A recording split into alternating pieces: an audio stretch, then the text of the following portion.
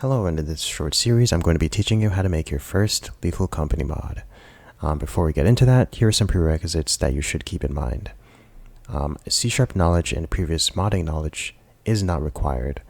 When I was first starting out modding, I of course did not have modding experience, but I did know a little bit of C#, but not enough to be comfortable within the language. I did, however, have coding knowledge, and if you are someone who does not know the basics of coding, then I do not suggest this video. You can watch it for fun, but it would basically be like trying to learn calculus 2 when you don't even know basic arithmetic. So it's going to be a challenge, I'd say, for you to follow along with this tutorial, but you can watch it for fun. If you are someone who has basic coding knowledge, you have a language that you're comfortable coding in, then this is for you. You don't need to know C#, you don't need modding knowledge. My background is in Python, and it's very, I basically picked up, C# concepts along the way while I was learning to mod. So this video is geared towards people like you. Again, if you are someone with no coding knowledge, then I would highly recommend at least watching like a Python tutorial video, reading up on some easy to follow along documentation. Spend about 2 weeks doing that. It should be very easy to learn within that 2 weeks, but I don't think you'll fully grasp it in just 2 weeks. I think you'll understand how to use it. I think it'll take you at least 2 to 3 months to at least get how to use the language. And once you do that, I think spending some time making little projects, you'll slowly get comfortable learning the language. We are coding in C#, but once you know one language, it's very easy to learn another one. But with that out of the way, I'm going to be referencing the Lethal Modding Wiki. If you are someone who likes to read, you could just go to that wiki. But you could use both the video and the modding wiki. It's a very useful resource, which is why I'm going to be referencing it as well while making this. So let's get into it. Now the first thing we want to do is get the .NET SDK. We can either get version 9 or version 8, doesn't really matter. But basically what this is going to do is allow us to use like certain decompilers like ILSpy, which requires us to have the .NET SDK. It also will help us to use third-party libraries hosted on NuGet. It will also help us just basically build our mod in general, so it's pretty useful. If you're not sure if you already have this on your machine somehow, then you could open up your terminal, Command R, then type in cmd. I'm going to type in the .NET keyword. If nothing shows up here, then you don't have the .NET SDK. But if something does show up, check the version, .NET list SDKs. It should show you the version of the .NET SDK that you have. If you have a version that is if you're using the version that's lower than .NET 8, then I suggest upgrading. Otherwise, if you just don't have it in general, and if the version is also lower than 8, then I'm personally going to install the .NET 9 version. But you can also download version 8, doesn't matter. So I'm just going to wait for this to install. Click yes, save. Alright, so now that it's done installing, I'm going to click on it. Install. Click on yes.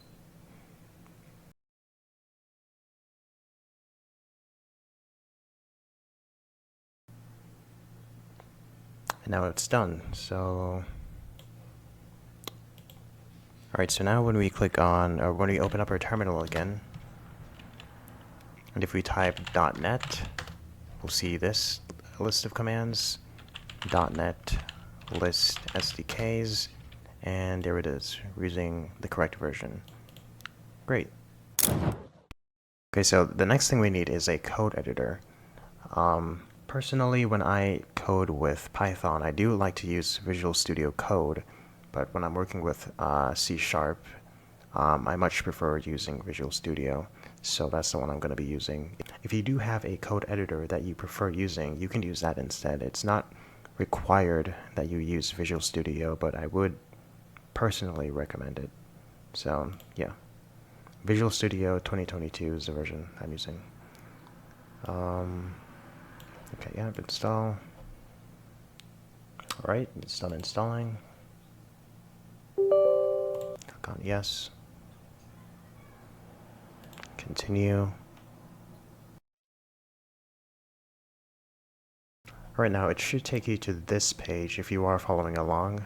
I'm going to select the .NET checkbox. I think that's basically all I need. Yeah, I don't really need anything else here, just .NET. I'm going to uncheck Live Share, GitHub Pilot, and I think that's all the things I need to uncheck. Yeah, it's fine. I'm just going to install, right? Wait. Yeah, I'll just install, and I'll see you guys when it's done. Alright, now that it's done installing, you can click on Launch to open it up, obviously. And there we go. Works just fine. What I will do is, just so you don't have to constantly open up this UI here, I'll create a shortcut. So I'm gonna open up Visual Studio, do this thing here. I'm gonna Control C and go on my desktop and Control V. And now I don't have to open up this UI every time. I can just click it and it opens up. Nice. Alright, so now that we're here, we can go over to create a new project and click that. And we want to filter for C#, so make sure that's there. And we're looking for a class library, a project for creating a class library that targets .NET or .NET Standard. It has 6 tags, and it should look exactly like this. So I'm going to click that, and we can name this whatever we want.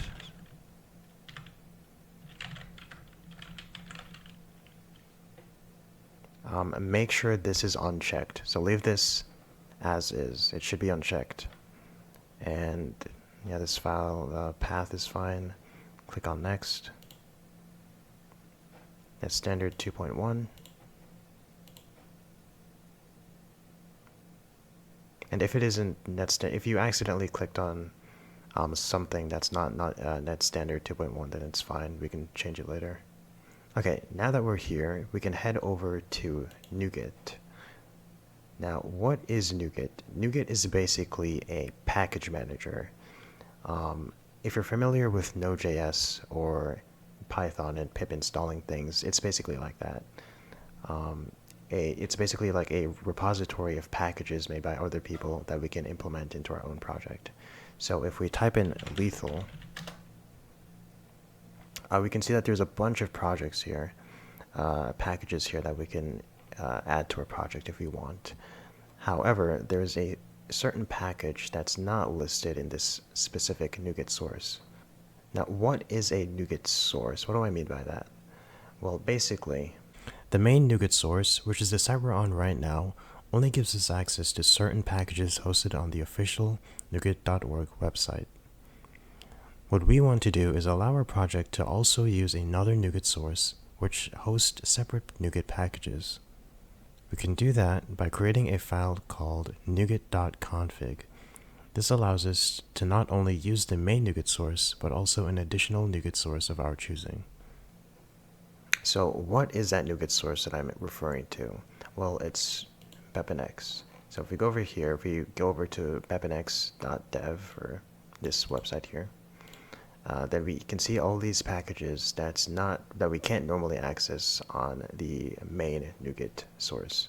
It's hosted on a separate NuGet source. So what we want is BepInEx analyzers, BepInEx core, and a few other things. And we can only access that through this NuGet source. So if we go to our project, I'm going to open up the file. And we have to go into the parent folder. So I'm going to create the NuGet.config. NuGet.config. Press enter. Yes. Now, if you don't have the files here, if you don't see the extension here, then click on View. If you don't have file name extensions checked, then you should enable it. That way you can edit the extensions. So yep, home, and okay, now I'm going to open up the NuGet file, and I'm going to go over to this section here, which will be in the description. It's in the adding NuGet section, and it's in VS Code. We're not using VS Code, but what we're interested in is this thing right here. So I'm just going to copy this. You can also just copy it, writing it down manually, but yeah. I'm going to paste it in NuGet.config, save, and now we should have access to this NuGet source, and we can add things that are listed in this specific package repository. So okay. So now what we want to do is find a file that ends with csproj. And in Visual Studio, we can do this by unloading our project. Unload project. And edit project file. I believe this is it. Yep, csproj is right there. So I'm going to go to the Lethal Wiki and copy their template. Actually, it's over here. We want to copy all of this right here. I would not recommend copying it like this because sometimes there's like a unique Unicode that gets captured for some reason. So I would copy it, the raw file like this while clicking the icon. So I'm going to copy that. I'm going to name our assembly.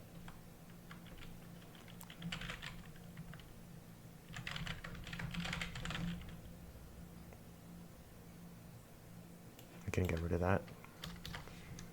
And I'm going to just change the version real quickly. And that's it. Now we're able to use the packages from the NuGet source, and also from the main NuGet source, which is pretty nice. I'm going to remove this actually. Right there. Okay, we're fine. And if you're not using Visual Studio and you don't know how to find this file, then it should be in your path right here. So you could just edit this file normally. If you're not using Visual Studio, you just need to open up this file and edit this. So now in Visual Studio, we can reload our project, reload with the project with dependencies, and we can open up our class file and we're fine. Now I am going to rename this to plugin instead of class, because that is the conventional way of naming your project, your main project file. So I'm just going to rename that to plugin. And yeah, we're fine for now. Now before we actually finish our plugin structure, I do want to go over something a bit important. That is the Harmony API. Now, what is the Harmony API? It is basically a tool that'll help us to patch methods from the actual game itself, meaning we can alter how a method or variable behaves with this API. Now, this isn't the only API that can help us do this. There's also something called Melon Loader, which basically helps us to do the same thing. But I'm more familiar with Harmony, and I believe you can also use Melon Loader with Harmony, but I'm strictly going to be using Harmony. So yeah. Now if we go back to our file, plugin file, I'm going to type in a few variables. So public const string mod GUID, public const string mod name, we need our mod name, and they're constant variables, meaning they won't change. String mod version is equal to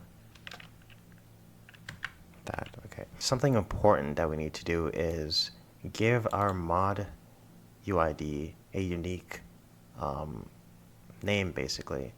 And the conventional way of doing this is by basically using the same naming convention that Java uses when naming their packages. So if we go over to, where was it? Right here. the way it's commonly done is if you have a domain name, you could do basically the name of your domain and the name of your mod. So since I have a domain name called zblo.dev, the top level domain goes first, and the name of your domain goes second, and the name of your package, which is for us right now, sparkling water. And that's basically how you would write a unique mod UID. Now, you don't need a domain name to do this, just by the way. You don't need to register a domain. This just needs to be unique. It's very important that you aren't colliding with another mod that has the same domain. So it shouldn't just be, you shouldn't have this be a single string. This is not good. So it's just important that it's unique. If you don't have a domain, I mean, you could still do this. It just, again, needs to be unique. But yeah.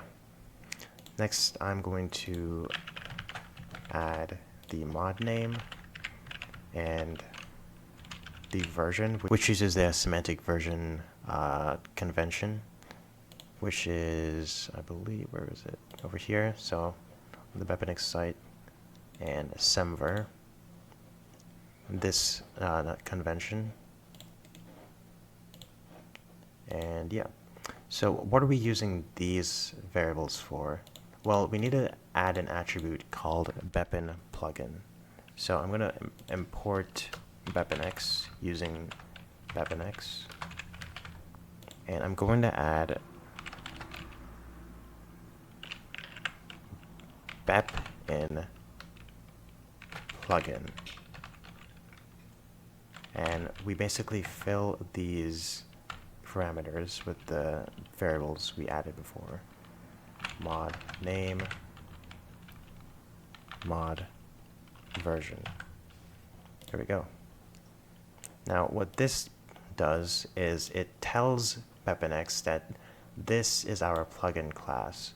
And so now that it knows that this is our plugin class, it's going to fill this with a bunch of metadata, and it will also allow us to basically run our patched methods. Right now we don't have any patched methods, but later on we'll get into that. The next thing I want to do is add a base Unity plugin. Now, right now this works, but I want to go into our, I'm going to save this right now. I'm going to unload our project. Or actually, I guess I don't need to right now, but I'm going to edit our csproj file, and I'm going to remove this because I'm not going to use that. We don't really need that. So if we go back into here now, it should take a while. We'll notice that this is giving us an error.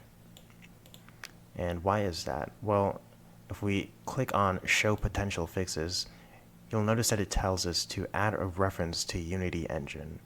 Now, if we want to patch methods from the actual game code, we actually need to get the game code itself, obviously.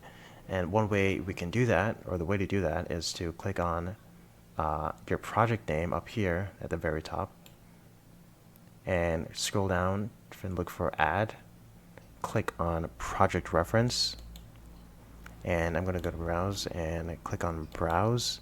Now this won't show up here for you. It's going to probably show in here, and what we need to look for is our Steam, where Lethal Company is hosted, basically. So I'm going to go to my desktop. I'm going to open the file location of Steam. I'm basically looking for the Lethal Company path. Steam Apps, click on Common, click on Lethal Company, and we're looking for Lethal Company data folder. So go in there and click on Managed, and this is where we want to be. So I'm going to copy this path, copy, and we're going to place this in here. So now what we need is assembly C#, and we're going to scroll down. Well, assembly C# is basically where all the game code for Lethal Company is, so that's very important. We also need Unity engine, if we can find it, Unity engine. Oh, right here, Unity engine. And we also need Unity engine.core, which is right here. Unity engine core module. So I'm control clicking to add that, by the way. Alright, so now that we've added all of that, we can click on OK. It takes a while. And these red lines should go away. There we go. Now if we go into our CS_proj file, or a CS project file, we can see a bunch of these paths to these assemblies. If you're working on your mod alone, you don't really need to change this, but if you're collaborating with someone else, then having a set path might be a problem, especially if you want to set up GitHub Actions to have some sort of automation going on. So one way we can solve this problem of having this set path here is by using a NuGet package that actually gives us not only the game code, but also access to Unity modules as well. So if we go to Unity, if we go to NuGet and type in lethal,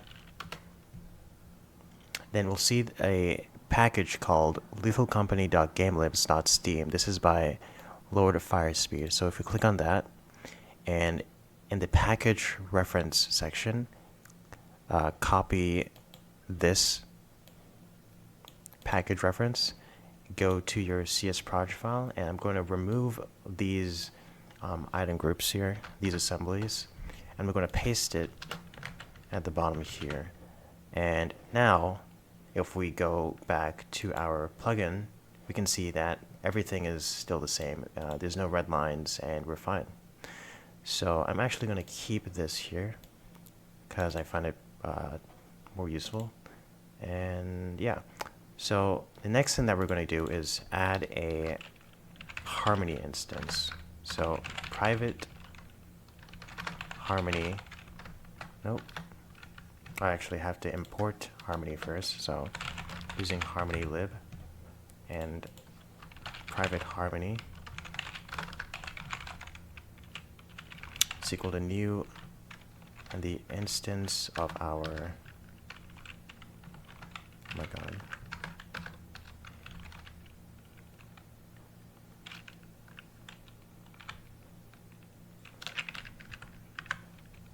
sure. Next thing I want to add is, I really don't like these auto corrections. I'm going to add a manual log source, and I'm going to have the variable name called MLS, and we want BepInEx .login. Oh, what is it called? BepInEx .logging.logger .create log source and the instance of our module ID. Perfect. What this allows us to do is basically log or print things to our console. So pretty useful. So finally, I'm going to create a method called awake. And if you're not familiar with Unity, basically the awake method only runs once our mod is loaded, or once our game is loaded. So this method only runs exactly once upon startup. And what I'm going to add is log info hello world. Now when our mod loads, we can see the hello world message to make sure that everything's working fine. Now if we do Control+B, we can see that the mod was loaded successfully. But where do we actually find our mod? Well, if we go into our folder and open the folder, and we click on bin, debug, net standard 2.1. This is basically our mod. Right here is our mod. But how do we actually load this into our game? Well, we need something that will do that for us. So if we go over to, where was it? BepInEx.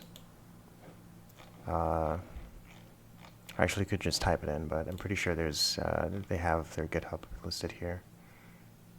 I believe it's right here.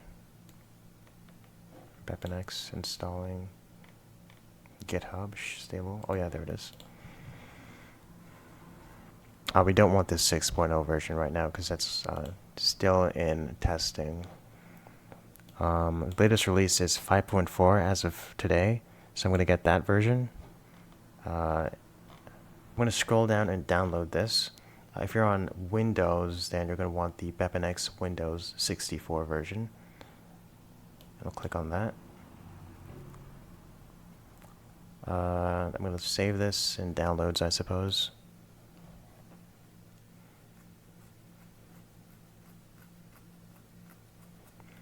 Alright, now that it's done installing, I'm going to go to my desktop and I'm going to go to the Lethal Company folder again.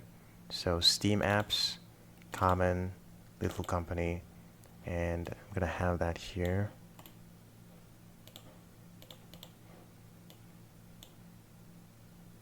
I'm going to go to my downloads, where we downloaded BepInEx.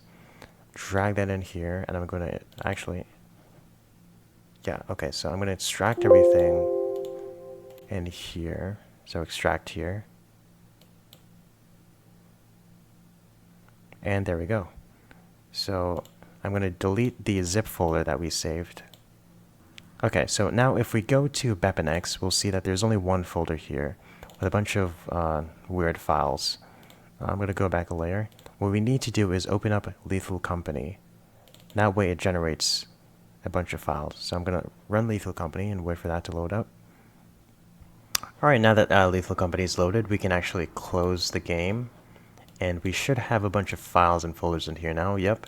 So if we go into plugins, and actually no, before we do that, go into config and click on bepinex.config. This might just be a regular text file for you, but what's important is that we're looking for logging.console, and we want to set the value of enabled to true. And save, make sure you save it. I'm going to close this now. And now if we run Lethal Company again, we should see a console show up, which is great, which is what we want. So I'm going to kind of position this over here.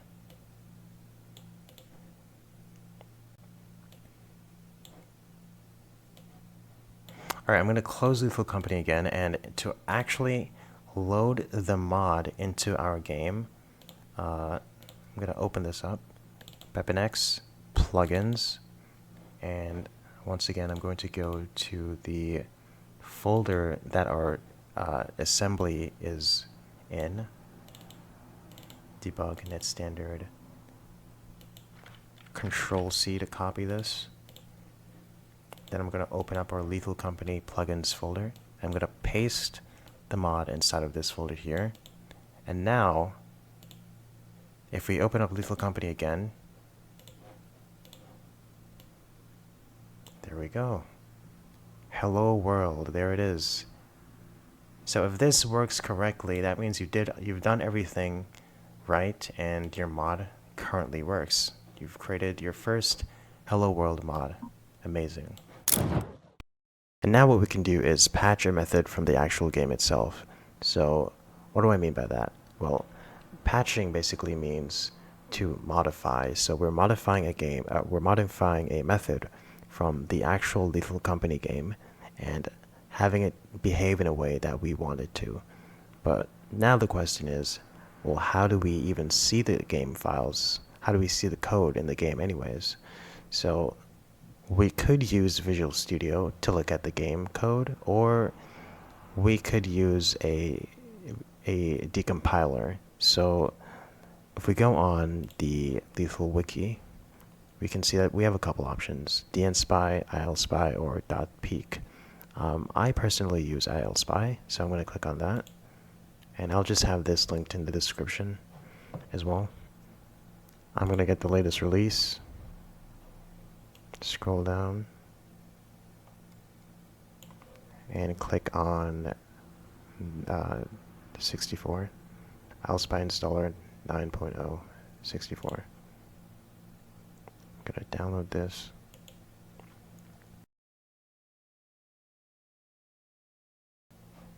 The hell is this? Wow. Alright, now that it's done installing, install, click next, install, finish. And now if we go into our search bar here and type ilspy, click on that.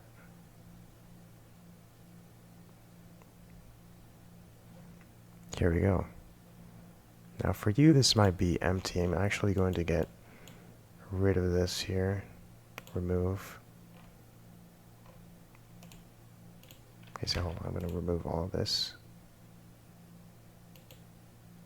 Okay, clear blank slate. Now, what we want to do is we want to find Lethal Company's folder again. So I'm going to open, where was it? Oh, also it might not be dark mode for you. You can change the theme here if you want. So dark, or if you're a menace, you could go light for some reason. I think this is a default, but anyways, I'm going to change this back to dark. And I'm going to go to File, click on Open, I believe, yeah, Open, yeah. And I'm going to open, go to my desktop and open Steam again, file location. I'm going to try to find a Lethal Company, Steam apps, common, Lethal Company, and Lethal Company data, manage. This is what we want. So actually we don't even need to have this here. We can close out of this. We can just simply drag assembly C# and drag it here. There we go. Now we can close this file here and expand this. And now under in the game netcode stuff is the thing that we're looking for. Expand that and click on player controller B. Now you see all these things start loading in. Now, what you're looking at right now is the actual game code. All of this is what Lethal Company uses to code the game. It's not just this as well. If we look in this like blank minus symbol here and expand that, you can see that there's a bunch of code, classes here, or files that we could also modify. So it's a lot of stuff, but it's not that much since we're only going to be using a couple of things. But what we want to focus on right now, at least, is player controller B. This is a very important file that we can mess with first. So I'm going to look for, if you're familiar with Unity in general, you know that there's an update method. So update, we can expand that and we can see what happens every frame. We know that there is usually an awake method as well, and see what happens when a player is spawned in.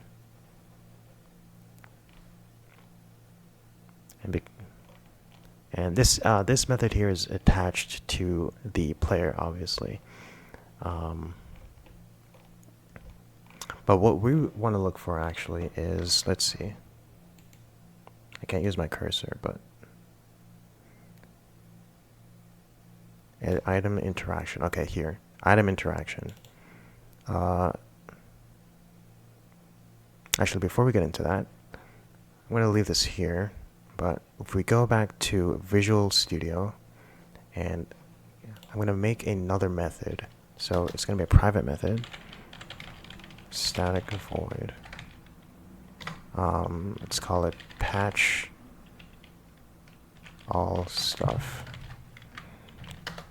Now I'm going to use this variable here to patch an instance of this player controller B instance. But before that, we want to add a folder. So go to add folder, and I'm going to call this patches. Now in our patches folder, you want to create a player controller B patch. Now this here is the name of the file that we're patching. It's conventional to have the patch at the end of the file that you're patching. So I'm just gonna name it this. What we don't want is to have the file name the same as this thing here. We don't want it to have the same name. We want it to be different. So to do that, we can do player controller B and add a patch at the end. So I'm going to click on add. And now we see this new file here. I'm going to actually parent the plugin class. And okay, csproj. I'm going to save that. I'm going to exit out of that actually. Okay, so we have this file here. And I'm going to import Harmony. So Harmony lib. And I'm going to use this attribute, Harmony patch type of player controller B. Make sure it is named player controller B and not B patch. So basically what this does is it tells this class that this entire class here will be inheriting from this file from Lethal Company. So what we can do now is we can try to modify or look for something we can modify. Let's see. What method should we modify?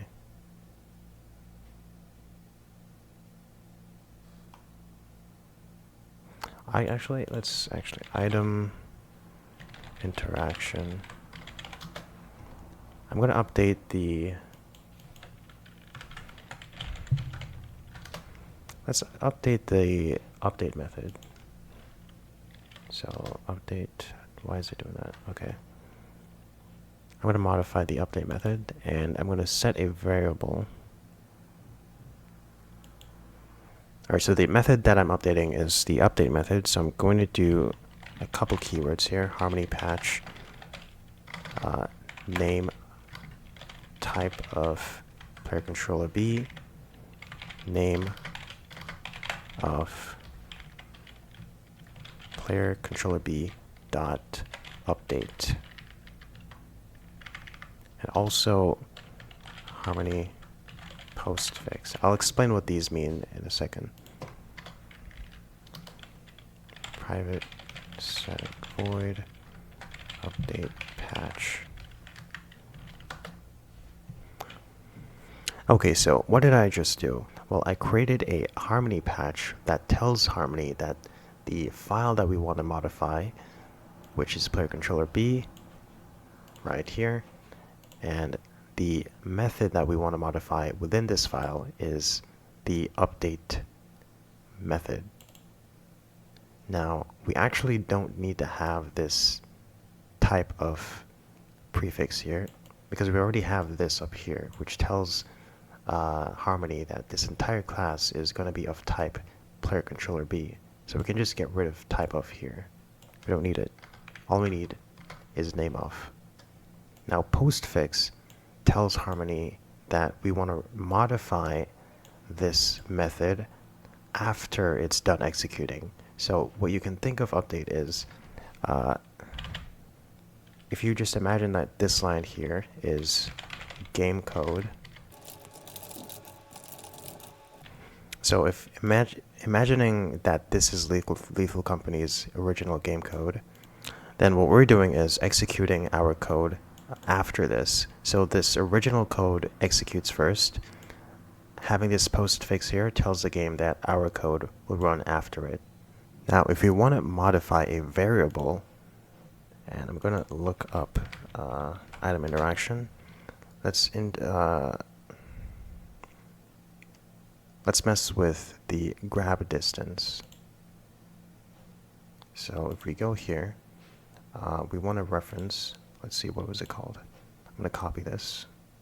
Actually, I'm going to copy this here. So go back here, float grab distance, ref float grab distance, underscore grab distance. So now this should allow us to use the grab distance variable. When we're working with variables that are like in this area here, we always want to use 3 underscores and then the variable name. And we obviously want the type of the variable as well. So now if we do this, grab distance, let's say that the grab distance is, what's the default? 5? Okay, let's say that it is 8. And because it's a float, we have to denote it with the F. Okay. Now, if we actually were to run this, nothing would happen. If we injected this into the game, nothing would happen, because we still haven't actually patched it. So what we have to do is do harmony dot patch all type of player controller be patch. We make sure that it ends with patch, because that is what we're trying to modify, not the game code, but our unique patch. So I'm going to do that. I'm getting an error for some reason. Non-static. Oh, does this have to be static? Oh, okay.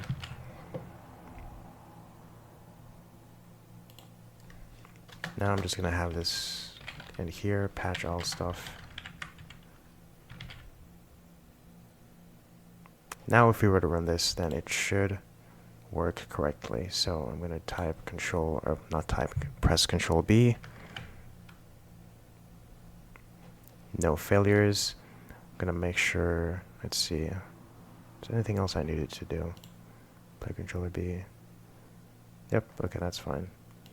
I'm going to go into our folder, parent folder, not parent folder, bin, debug, net standard, sparkling water. That's our mod. So if we go into Lethal Company again, BepInEx plugins, I'm going to get rid of that old one. I'm going to copy this new one and paste it in here. And I'm going to open up Lethal Company.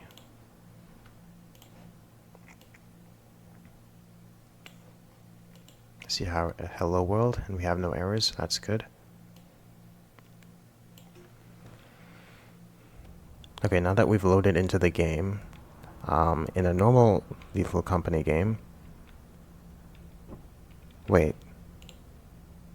Okay, I was just checking. So it was 5 before. If I go here, oh, yep, that's not normal. So I can grab it from this distance, which means that the patch we made has worked. If I go here, yep, you can see how far I can grab the start game. I'm actually going to close that. So this patch worked. So if we could even increase it even more if we wanted to. Let's say 20. Let's go all the way. And I'm going to patch the game again. Now if I stand like right here, okay, I'm gonna terminal, yep, not normal. So it works. And we are doing this every frame, which is, I believe it's unnecessary. We can just have this in a single method, but just for the hell of it, I had it in the update method. But you can see that we can access things from a very far distance. That should not be allowed. Even back here, I can still change my suit. Even up here. Or I can open this thing over here. It's like I have telepathy in a way. So, yeah. Pretty neat. Now, we don't need to have... Well, if you wanted to modify, let's say, multiple variables at once, it would be pretty annoying to add, like, every single variable in this one little parameter section here. So what you can do, instead of having grab distance, is we can have the instance, the actual instance of player controller B. So player controller B, and we have to do that using 2 underscores and a variable name called instance. Now, instead of having grab instance with 3 underscores, all we need to do is do instance dot grab distance, and now this should also still work. And yeah. Now, before I mentioned that postfix happens after the original game code executes, but there's also something called prefix. So if I go into the game code, we can look for a method called damage player, or really any method. This is just the one I'm going to be using. Damage player basically happens, well, you guessed it, you can imagine that it happens when the player takes damage. Shocker. But what we want to do is use a patch to prevent that. So I'm going to go to here, I'm going to copy this. Actually, let's do it the fun, difficult way. Harmony patch name of player controller B dot damage player, and harmony prefix private static void damage patch. Now, this of course this can be named anything. Both of these can be named anything. You don't have to have update patch. This can be called like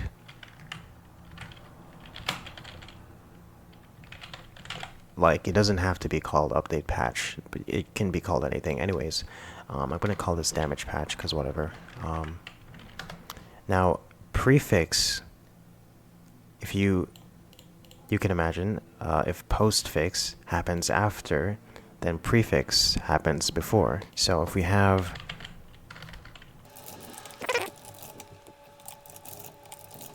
so if you denote something with the harmony prefix attribute, then your code will run before the actual game code. So it's basically that simple. However, I would have this as a bool, and we have to return true or false, depends. So I'll explain actually. It's not only used to execute code before the actual game code, but we can actually prevent this method from executing altogether. So if we returned false, then this would not execute. We basically would be immortal. We would not be able to die. At least for things that actually damages the player, like fall damage. It doesn't prevent us from dying from like things that don't call damage player. There's some things in the game that just kills you without even damaging you. But at least for things that actually damage you, like fall damage, then this will prevent that from happening. So if we, I'm going to get rid of this for now. Control B, build. And then we go to plugins. Alright, we don't have any errors. I'm going to start the game. Yeah, we could start it all the way back here. I'm going to close that. Start game. Because we have the prefix set to false, we should now take 0 fall damage. So if I jump out the ship, I fall, we survive. We take 0 fall damage, and that's great. So I'm going to close the game, and if we wanted to, we could add back that variable that I did nothing with, and we could say if sparkling, what the heck, okay, if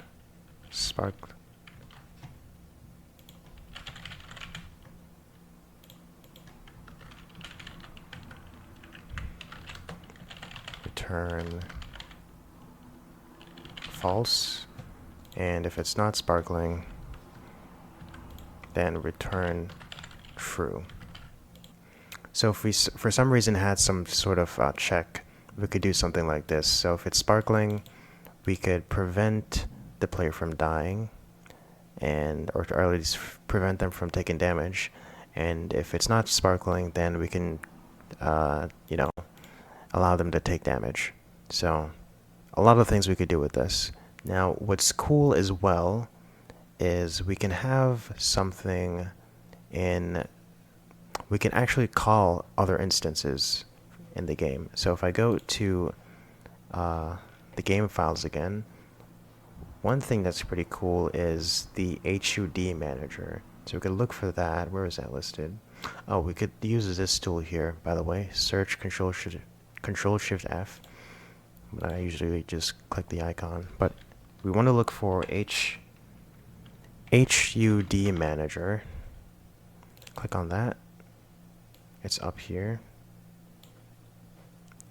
And we want to use a tip. I think it was display tip.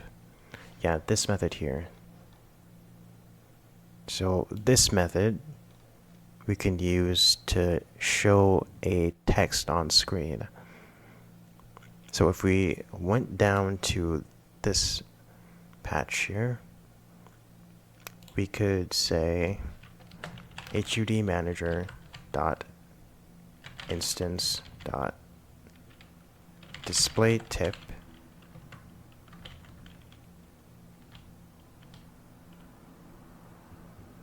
and the header of the text, let's say, is sparkling. Why not?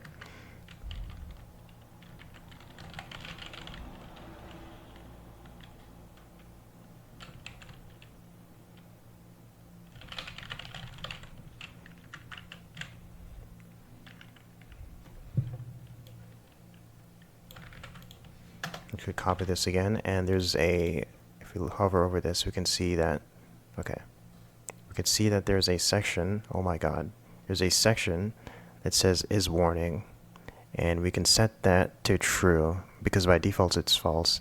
So is warning, and we can set that to true.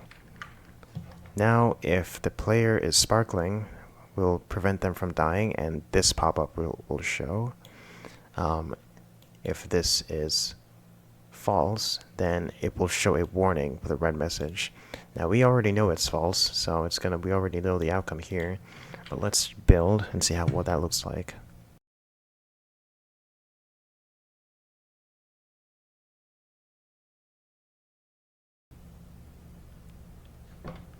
If I jump out and I take damage, I should die, and it showed it for a brief second, but didn't stay on for too long. Let's set this to true and see what that looks like, actually.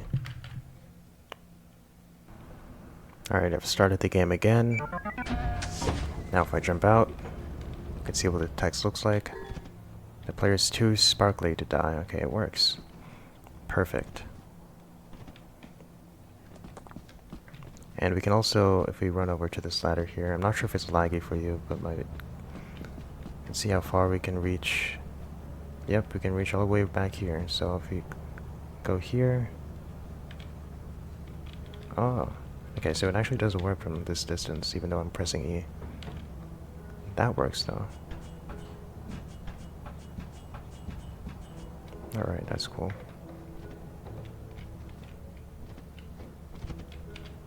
press E. Oh, if I try to take fall damage again, let's see what that looks like. Nice. Okay, so I'm closing the game. Alright, now that we've done that, remove all of this. Oops. And save. Because now, we'll be doing our first challenge.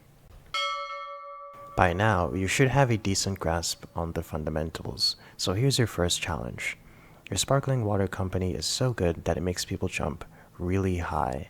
So make a mod that increases your jump velocity by however much you want. You can optionally prevent the player from dying if they jump too far.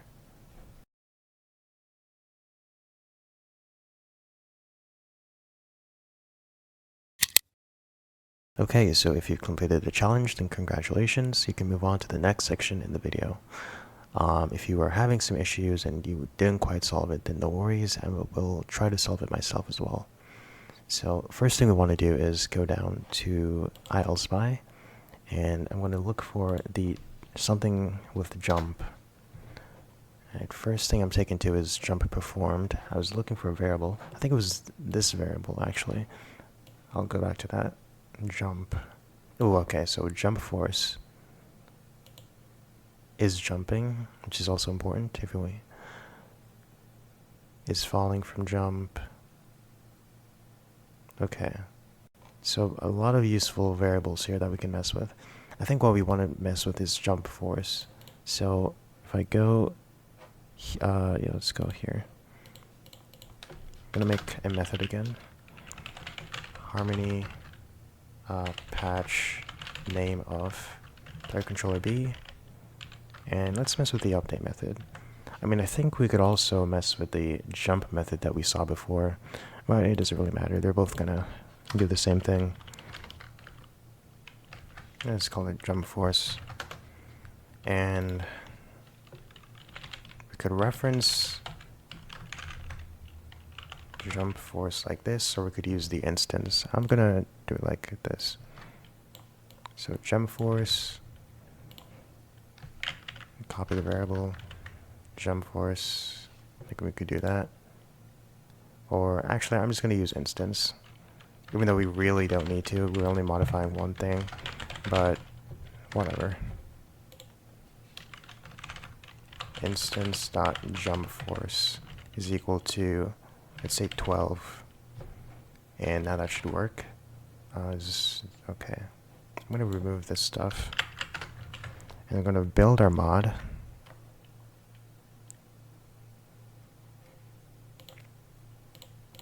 Now, I'm gonna get rid of this old one.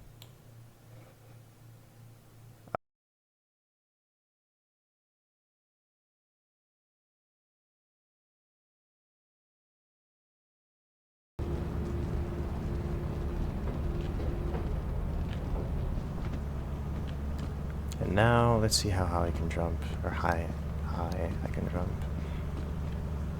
That's the ship, so if I face this way. Oh, nothing happened, okay. Jump force was not affected. Interesting. Okay, what else do I have to modify?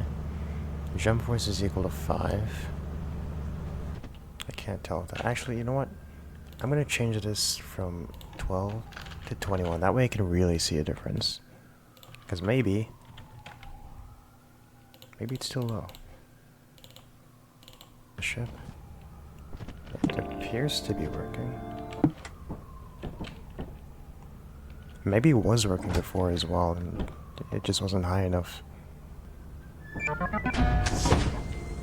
So let's see, I'll wait for the ship to land, then I'll try jumping. There we go. Now I jump. Okay, yeah, that's definitely higher. Works.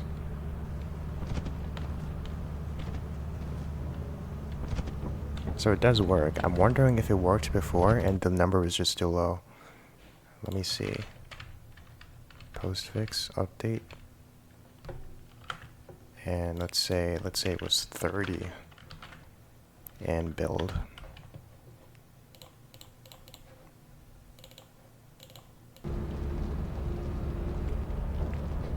Now if I jump...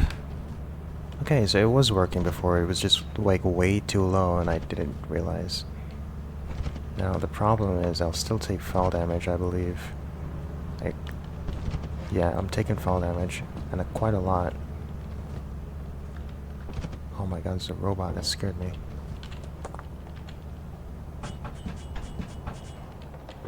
So this should kill me if I jump off like this. Probably. Yep. So, how do we fix that? Well, let's see. Jump force. I was read in player jump, right? So, jump underscore performed. Let's go here. I think I saw something before. Player jump. Let's see. Player hit ground. So probably something here can help us. Player hit ground. Get correct materials standing on, fall value movement, play one shot, land. Okay, okay, here. So here, fall value uncapped. Damage player. If fall value uncapped, greater than or less than. So I guess we could mess with this. Ooh, or I guess this. If taken fall damage and is speed cheating. We can, okay. Taking fall damage. Where is that used? Taking fall damage set to false when damage player. Okay, we could just set this to false then, and theoretically that should work. But how do we set it back to true? I wonder if there's a thing.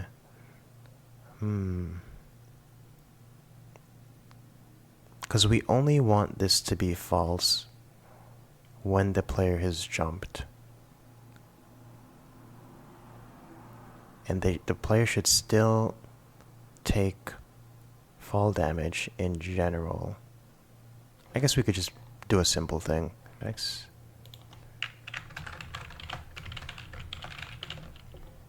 And we could do underscore taking fall damage. Set that to false, and since this is a prefix, could set that to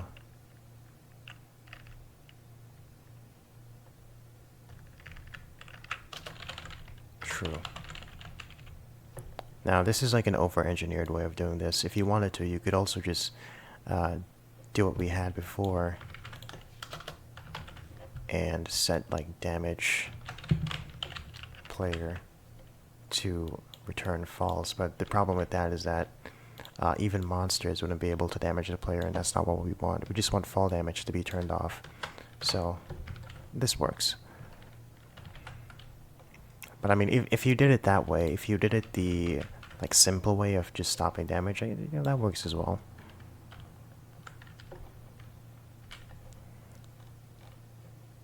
No fall damage. Let me just look over this real quick. Looks good, looks good. Prefix. We're doing it before the method's called. That way it has the value. Okay.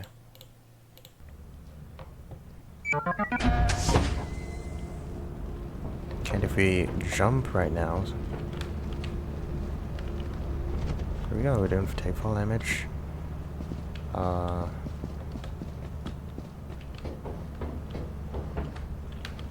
up here. And if we jump from this distance, no fall damage. Great. Now, the next thing I want to show you guys are errors and what that looks like inside of the console. So if I go to ILSpy and I look for a private method like this one here, I'm going to copy this.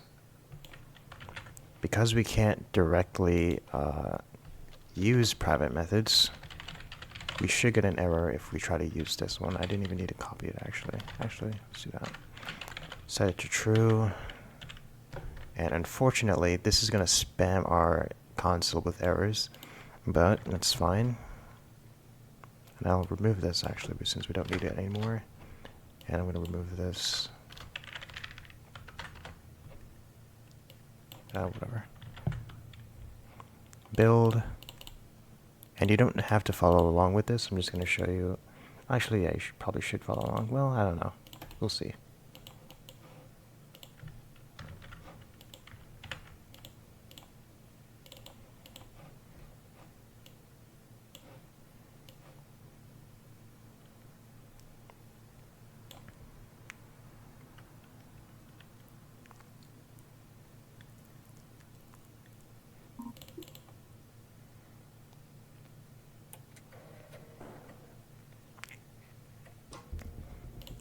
Now, if we load inside the game, we should see a bunch of errors start flowing up. Yep, there we go. And if we click inside the console, you'll notice that the game actually pauses. So if you're wondering why your game pauses when you click the console, or if you're wondering why your game paused, it's because you probably clicked inside the console. So watch out for that. If you want to unpause it, you just simply press escape, and it should be working again. But what I want to show you is this thing here. Okay, so if we look at the error, what is it saying? It's saying null reference exception, and if we want to see where this is happening, it tells us that this is happening in our player controller B patch. So it tells us which file this is happening in, and it tells us the method right here as well. What it's also telling us is the line that it's happening in, except it's not actually telling us specifically what the line is. It's like encoded in this weird bunch of letters and symbols, and it doesn't tell us exactly what line the error is happening, which is not good. So how do we fix that? How do we actually see which line our errors are happening on? Well, if we close this and we go back to our net standard folder, and there's this thing called the PDB file. And what the PDB does is it basically helps us to solve that problem that we were having. So if we go back to our plugins folder and we paste in the PDB file and we load Lethal Company again,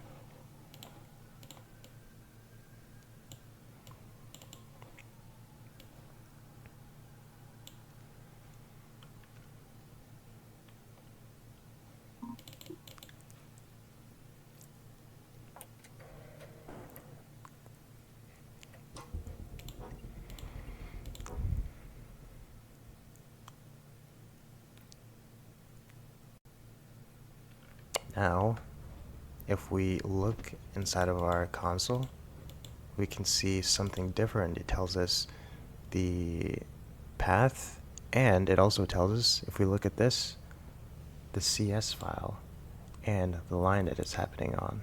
So it says line 14, and if we go back to our Visual Studio, it tells us, if we look here and look down here, line 14. So now we know what line our error is happening on. So that's very useful. So you don't necessarily need to have the PDB file inside of your plugins folder, but it does help you to locate errors, which is very useful.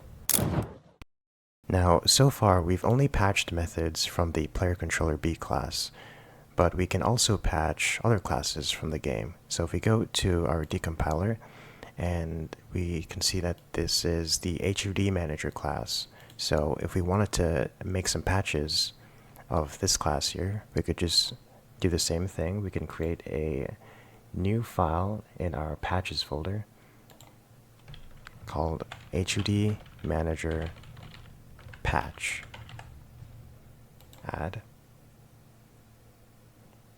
And now this is created. We want to import Harmony. And we don't really need this stuff up here. So Harmony patch. We want the type of the class that we're patching, which is HUD manager. Remember, it has to be the name of the class from the actual game. We are not trying to patch the class that we just created. We're trying to patch the class from the game itself. So I'll always try to remember that. Now, we want to try to find a class that we want to modify. So let's see which class, or I mean method, we want to modify. I actually have one in mind. It's the update health UI. Okay, so if you wanted to modify this method here, let's do a postfix harmony patch, and if we wanted to, we could do type of HUD manager and name of HUD manager dot update health UI harmony postfix. It could also be a prefix, doesn't really matter. Private static void and update health UI patch. Doesn't really matter what you call this. And okay, so we could do it like this, but since we already have this type of thing up here, we really don't need type of HUD manager, but you could if you wanted to. So, okay, what's the next step here? Well, if we look into the update health UI arguments here, we can see that it has two arguments, the health and the hurt player argument. If we wanted to get the value of an argument, then all we have to do is type in the argument itself, and we should have access to it. So we don't have to do like the ref underscore or ref type, and let's say underscore thing or whatever. We don't have to do like this, and we also don't have to do HUD manager instance. That's not required. All we really need, if we just want the argument, this is all we need. So if we wanted to get the value of this, we want to reference our plugin file from here, and we are trying to get the MLS. So we're getting this thing here so we can print the value of the health UI. So log info, and in C#, in order to print a value in a string, you can use the $, and let's just say health is health. And just so it stands out more to us, I'm just going to add these symbols here. And alright, this should work. So now if we build,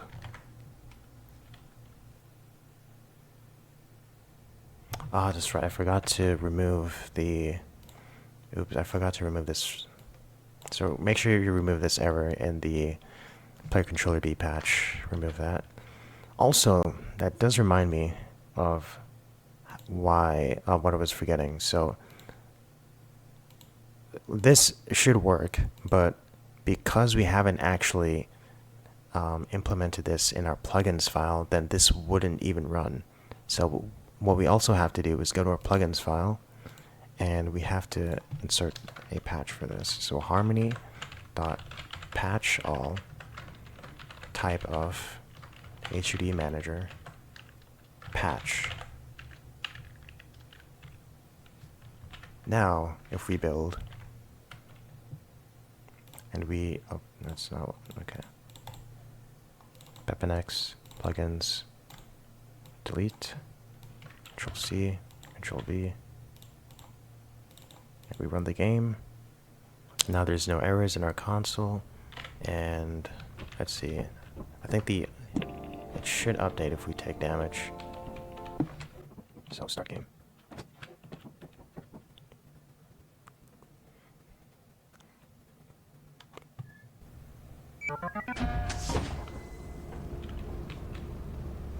I should die here, but there it is. Okay, so we can see that we have the health here. So it printed it out for us, so it works. So we can close the game, and that's basically how you would access a argument inside of a method. So it's pretty simple. Now, just a quick tip here. If we wanted to send a message, this is the method that we would be messing with, add chat message. We really don't need to worry about the chat on server message or any of these server related methods here, since we really are just messing with our own client, and this is a local method. It doesn't mess with any other clients. We're just focusing on our client with this message. So I accidentally clicked that. Okay. But basically, if we wanted to send a message or mess with how a message is sent or looks, then we would mess with this here. Chat message, all these variables here that are useful to us. If we wanted to prevent the user from speaking, we could return false. So a lot of things we could do. Display a warning message on the screen when a user tries to send a message that contains a blacklisted word. The message must not be sent. These are the blacklisted words: soju, vodka, and beer. Okay, so let's prevent the user from sending a message if it contains soju. Okay, not what I wanted. Soju, vodka, and beer. Alright, just a reminder there. So, just copy this to save time. Name of, and the method we're modifying is add chat message.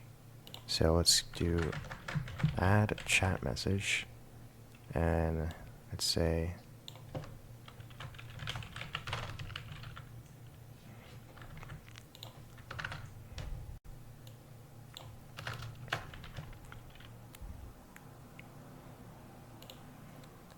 okay.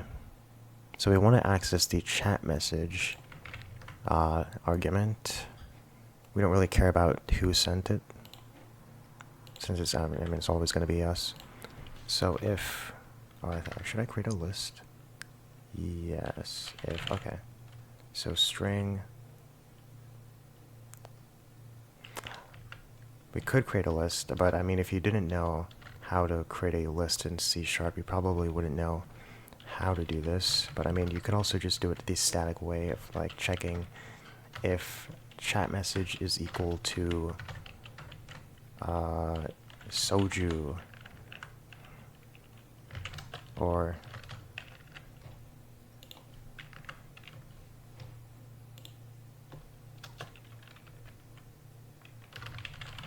if chat message is equal to vodka,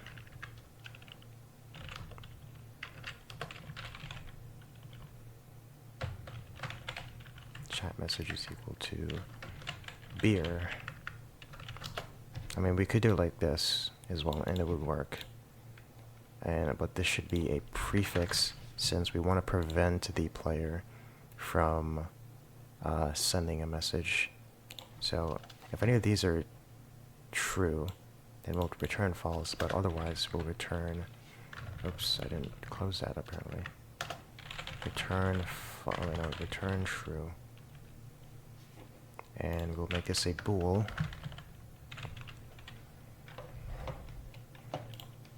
And let's see. Return. Actually, instead of just equals, because we want to check if it contains it. If it's just equal to soju, then it's not gonna work if the message actually contains it. So we actually have to check, does it contain soju? Does it contain Tolower? We could also do Tolower.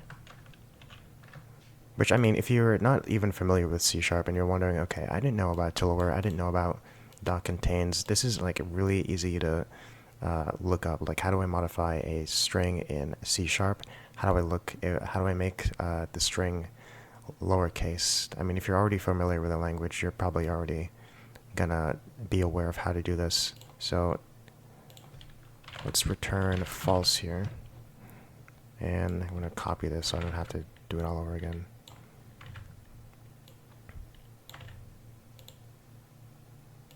Soju, beer, and vodka. And if any of these are true, if it contains soju, if it contains beer, if it contains vodka, then we return false and the message shouldn't be sent. But also, manager, if you remember, we could also use the instance. Actually, just to show you as well, we could do, okay, wait, we could do hudmanager.instance.displayTip to send a message, and we could say warning as a header, and for the body text we could say you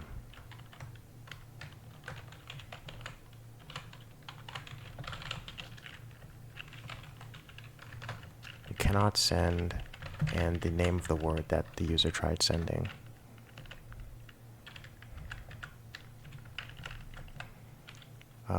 Okay. I guess we don't have to be that specific since we're doing it manually. Soju. You cannot send beer.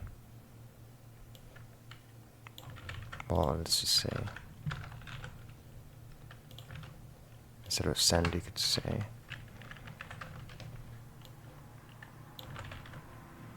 and you cannot send or say vodka. Vodka Brit. Okay. Yeah, so if we wanted to, we could do this, and this would work. We also don't have to, since we're already in a HUD manager instance, we could also just do HUD manager underscore instance, comma, and just to separate it, and we could just do instance dot display tip, and that would also work. So we could also just get rid of this, and there we go. So if we ran this and we started the game, if the user sent a message that contained soju, and if the user sent a message that contains any of this, it'll send a warning and the message would not be sent. So that's pretty good. Now, just to clean this up a bit, we could just use a string, a list, an array, I guess, whatever it's called. Bad words is equal to, wait, is this how, I forgot how you do this in C#. I think it's like this, right? No.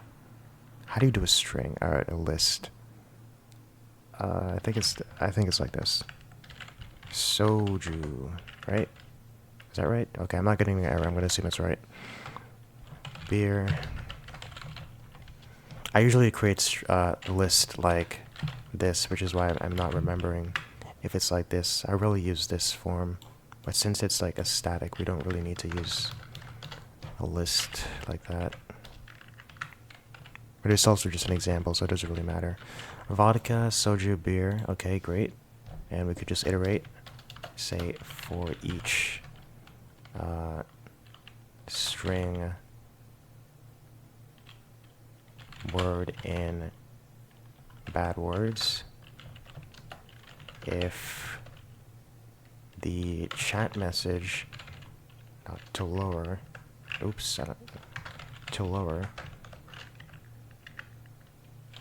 dot contains a word that's in the bad words array here, chat to lower, then return false. And we could get rid of all of this. Actually, for that, we could do instance display tip warning, you cannot say, and the word that we cannot say word. We'll also make this, it's already lower in the array here, so we really don't need to do this, but just in case we wanted to spice things up. Okay, so we could get rid of all of this redundant stuff, and now we've significantly cleaned it up. So if we run this, let me just check this. Okay, prefix bool, soju, bad words, beer, if chat to lower contains word, and lower display tip looks fine.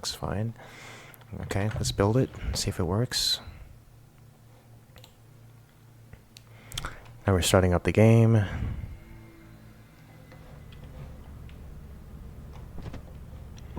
Now if we send like a regular message, I'm gonna turn that off. Hello world. We can send a regular message. Hi, this is Zeblo. Now, hello, I like soju. Soju. And look at that, it works. It says you cannot say soju. And it also prevented us from sending it in the chat. And what if we type I like soju, but in all caps? At least some letters in caps. Let's see if that works. Yep, it still works. And let's just say soju. Doesn't, also works. And let's just say beer is cool. And vodka is dope. Works. Alright. Now, we could also spice it up a bit by adding the is warning to true. That's just going to make it red. So if we build again, and now we're in the game again, and we type, okay, I'm going to turn that off, and just type soju. There it is, now it's red. Vodka. Vodka. Vodka. Alright, you get the point. So that's basically how we do that. There's a couple ways you could have went about doing this, but if you ultimately arrived at completing the goal, then congrats. So another thing that you should know by now is that we can also call other methods, or call methods, using the instance variable. So I'm just gonna get rid of this right here. And if we wanted to, for example, call the addChat method, we can simply just access it, instance.addChatMessage, and it takes in the chat message parameter. So let's say we wanted to do, let's print the health. Oh wait, just do this. Health. And it takes a name, so we could just say health. We don't need the, that's simple. So if we wanted to, for example, print the, whenever the player takes damage, it'll print out, or actually it'll send a message in the chat of the health. So let's just build this right now.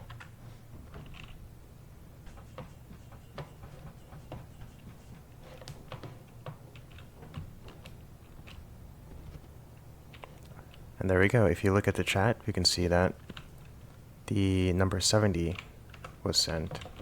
So let's see how much health I have again if I take some more fall damage.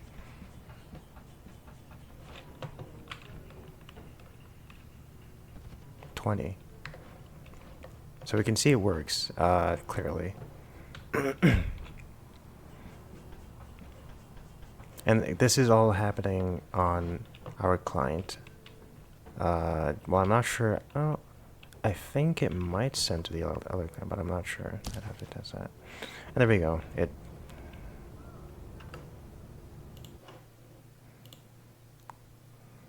So that's one way of sending or updating us on what our health is. But there's also something very useful about the HUD Manager class, and it is that it has a public instance. So what do I mean by that? If we go to the HUD Manager class and we look at this variable here, this is a public instance, which means that we are able to access this throughout any of these files. So any of these files, like PlayControllerB, I guess that would be the only other one, but also plugin.cs. So if we wanted to access any of these methods or variables in any of these files here, we can. We're not just limited to this specific file here, but that's only possible because of this public instance. So I'll show you what I mean. If we get rid of this, I guess I could just comment it out. And we do basically the same thing. Let's say, I'll just make a dummy method right now. And we call HUD Manager.instance That way we get the instance of the class, and we can do the same thing, add chat message.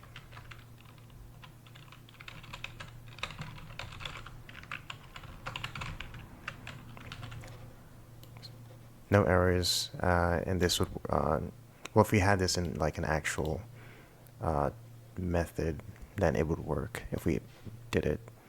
But that's basically just showing you that because the HUD manager class has a public instance, we can access a method and all the other variables as well in here.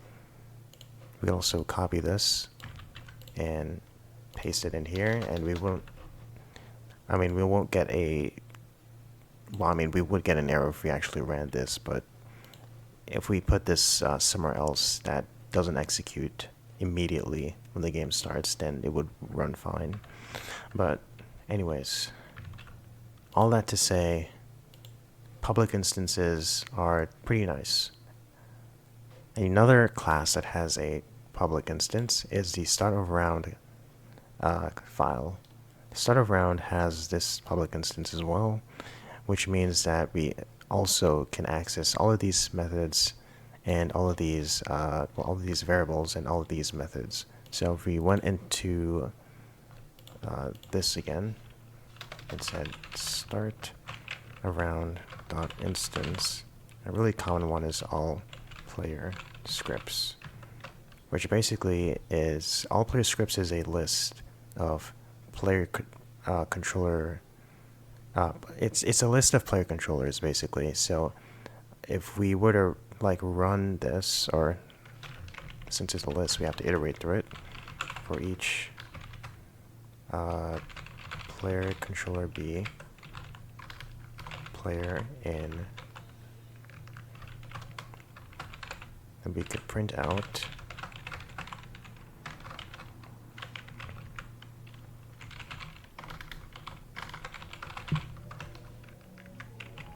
the player name, and it's say player dot player username.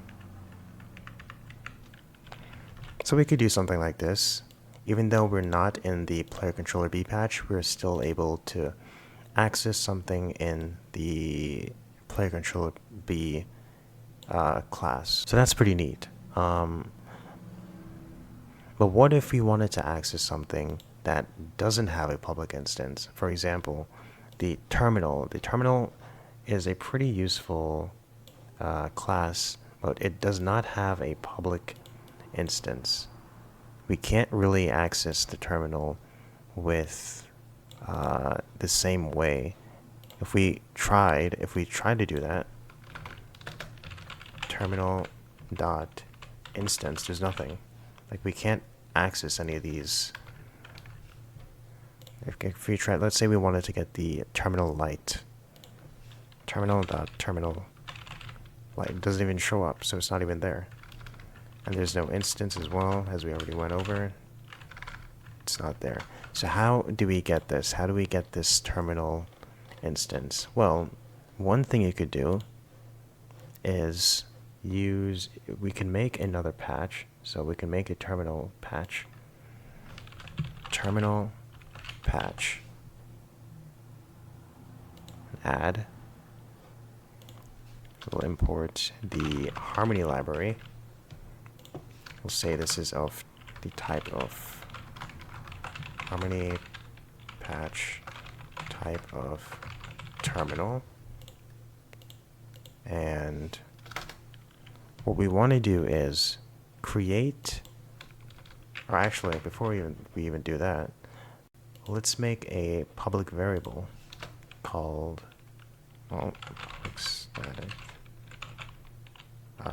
with the instance, or with the type of terminal, and we could say, let's say underscore terminal is equal to, oh, I guess we could just leave it at that for now, public static underscore terminal. What we can do now is we can look for a method that we want to use to set the terminal variable in our plugin file. That way we'll have access to it throughout all of these other files. So what we can do is if we go over to the terminal patch, harmony patch, say name of terminal. And if you're familiar with Unity, you could either go with like the awake method or the start method. Again, the awake method, for those who don't know, is always called once the object is spawned. So you could go with an awake, or you could go with the start method, which is called after the awake method. And let's go with, let's say harmony. It could be a postfix or a prefix, doesn't really matter. Harmony, let's say postfix. And let's go private static void start.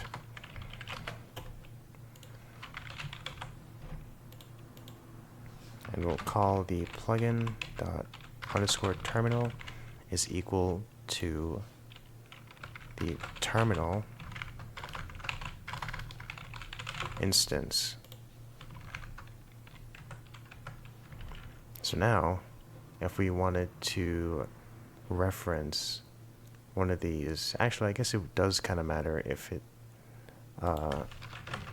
it's a prefix or a postfix, because if we're trying to call it, if we're trying to call the terminal variable before it's even instantiated, before it's even set here in one of these methods, then we will get an error. So I guess you want to make sure that it's called first, but also you want to make sure that it's not null as well.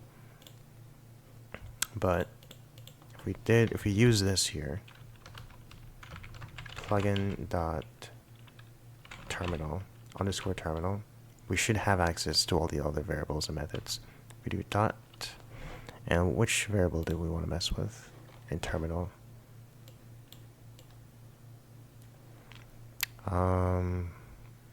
Let's just do a boring one. Has warranty ticket, but sure. Has warranty ticket. Yep, we could see that we have access to that variable. And I guess what we could do as well is just print out if this is true or false. Health. Get rid of that. Let's say has warranty ticket. And we could do something like this, and it will work. Now,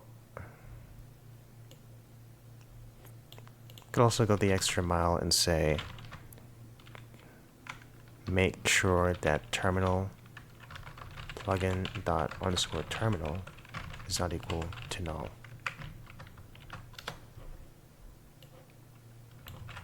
Could do something like that as well.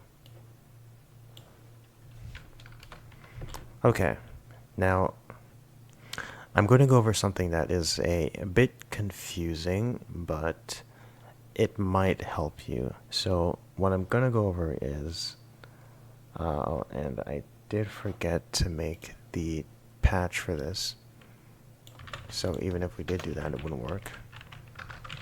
Terminal patch. Now, okay, now that thing should work. But I mean, I removed it anyway because we're not really going to use it. I'm going to also remove this. And I guess we could add this back, why not? Terminal patch, yeah. Okay. Anyways, okay, so what I want to go over now is private methods and how you can access them. Now, add chat message is a private method. If I go over to HUD Manager and look for it, add chat message, we can see that it is a private method, and we're able to access it just fine. Even if we used it in Player Controller B or any class, really, then we'll still be able to access it. But there are some occasions where not every private method likes being accessed, or not every variable as well does not like being accessed. And if you run into an instance like that, then I do have an example to show you of what you could do. And that example basically goes over a thing called reflection. Now, reflection, at least in our case right now, is the examination and modification of private methods. And basically, if we look at this line right here, we're using a class called traverse and the method called create. And what this is essentially doing is it's looking for a variable called currently grabbing object, which is located in player controller B. So if we go over to player controller B and look for currently grabbing object right here, we can see that this is a private variable with the type grabbable object. So if we go over here now, we're setting the value of this private variable to something else basically. And if you're not sure what game network instance.localPlayer is, it is basically the player controller B class. It's basically an instance of the player controller B class. So if we go back to here, if you imagine that you're trying to access currently grabbing object regularly, let's say you wanted to access it like, let's go here. Let's make a method again.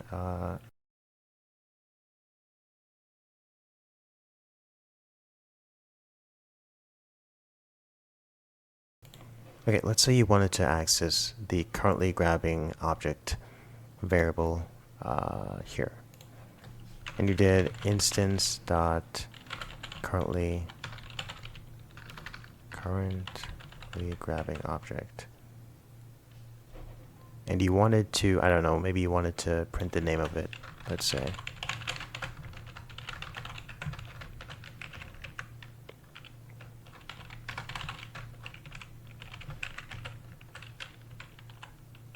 Yeah, let's say you wanted to get the name of it, but for whatever reason it wasn't working, and the reason why it wasn't working is because it was a private variable. Now you could easily get away, or you could get around that if you simply just use something like this, traverse create, and getting the instance of the player controller B class and looking through that instance to find the current to find the variable that you want, and setting the value if you wanted to set the value. Now in our case, if we wanted to get the value, all we would do is use this commented thing right here, get value. And if this is confusing to you, if this isn't making great sense to you, it's fine. You might not run into this instance of trying to mess with a private method or variable, at least this early on, possibly. So if you're finding this confusing, don't worry about it. You could skip to the next section. But I just wanted to touch upon it if it does become relevant to you in the future, because you could also, just for more example, do the same thing with methods. So the set special grab animation bool is a method in player controller B which you can't access regularly, and you would have to use a reflection method to get access to it. And we do that by getting a type of player controller B. We search for the set special grab animation bool, which is the method that we want. If we look for it, set special grab, you can see it right here, and we can see that it has two arguments. And if we look, that's where it is. Okay, and if we look here, okay, so we're getting the set special grab animation bool. We're getting the method we want, and we're saying, okay, look for a method that is non-public, so a private method, and a method with an instance, something like that. I did do some reading on this a bit. If you look at the binding flags, it says instance is, okay, the description for this is specifies that instance members are to be included in the search, and if you look at non-public, specifies that non-public members are to be included in the search. So I mean, if you wanted to get some info on that, that's basically what their description is. But if you look down here, when we finally do set this as a variable, we're also invoking it, and we're invoking it by using the instance of player controller B, because that's where this method is being called, and we're using this keyword here, new object, and we're saying, okay, we're giving it parameters now. So we're setting the first parameter to true, and we're saying that, okay, we don't really care about the second parameter, so that's going to be type.missing. And if we look at the method again, we can see that the first parameter is a boolean and the second parameter is a grabbable object. Well, because we don't really care about what the second parameter is, we're just saying ignore it. And again, if this is confusing, don't worry about it. It's just extra information that might be useful. But that's pretty much it, really. I mean, if you run into an issue with private variables, then maybe you could come back at this section and review it again. Now, a useful method that's pretty, I guess you could say commonly used, if you want to add a timer to something, then we could use a coroutine. Now, I'm going to remove this since we don't need it, and I'm going to go to HUD Manager, and I'm going to, let's say we wanted to add a timer for when the health is displayed in the chat. So I'm going to remove this, and I'm going to, let's add a private method,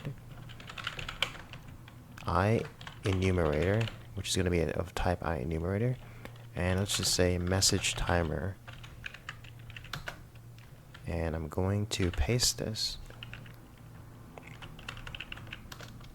and we want to return yield return new wait for seconds,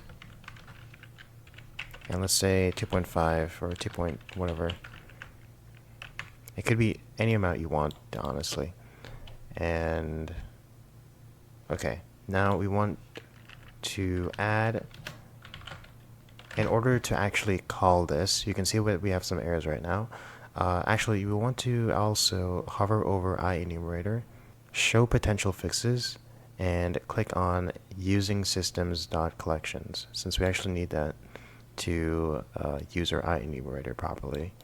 Now, because we're getting errors for this, we also want to, well, we need to call our message timer for 1, but also we need a player, oh, actually not player, HUD manager instance, and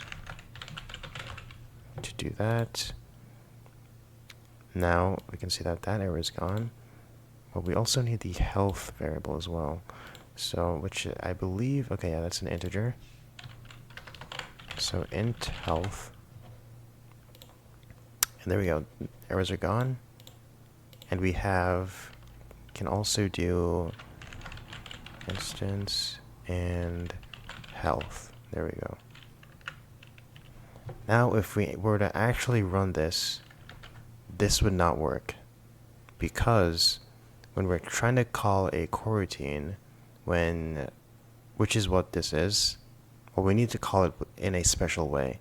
So that special way is basically using our good old friend start of round dot instance dot start coroutine, and to actually get the method to work, we need to grab this and paste it in here. Now if we were to run this, it would work. So always remember, if you want to add a timer, or if you're making a method that is a coroutine, you can only call it if you have this like special method here to call it for you. So now if I build the method, or if I build the mod, climb up the ladder, and I take fall damage. Wait 2 seconds, 1, 2, and there we go. 70 printed, that's what my health is, and it waited 2 seconds. Perfect. So if you want to mess with timing and all that stuff, you can, this is one way you can do that. Now I want to go over something that if you've modded your Lethal Company game before, you've most likely encountered, and that is the config file. Now if we go to our BepInEx folder, right here, BepInEx, config, and we can see, at least for me right now, I only have one config file. But basically, if you have a lot of mods, you'll more than likely see more config files as well. They are essentially save files. We can place and extract information from them, even if our mod itself is not in the plugins folder. If we remove our mod, and let's say we had a config file, then our config file will still persist, and that data can be later extracted. Now, to make a config file of our own, we could go to the plugins file, and we could simply make one. So if we do public static config entry, a string, let's say chat message is our variable name, and it's set chat message equal to a config bind. And okay, we can see a few parameters here. We can see the section, the key, which is basically the title, and the value of our config. So let's say that the section is called player controls, and the title will be chat message, and our keybind will be, let's say it's X. All right, let's give it a number. 4. Now if we were to save this, save, and let's say we wanted to print out what the value of this was, we could make another method down here. Let's say private static void, I'll just call it whatever.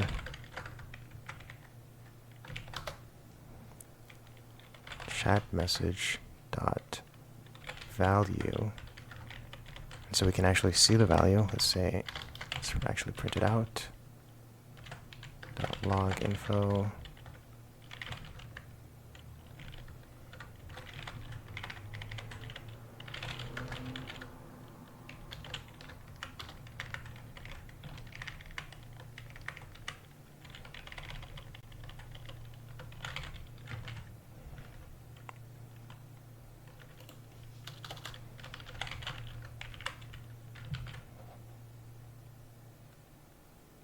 Now if we build,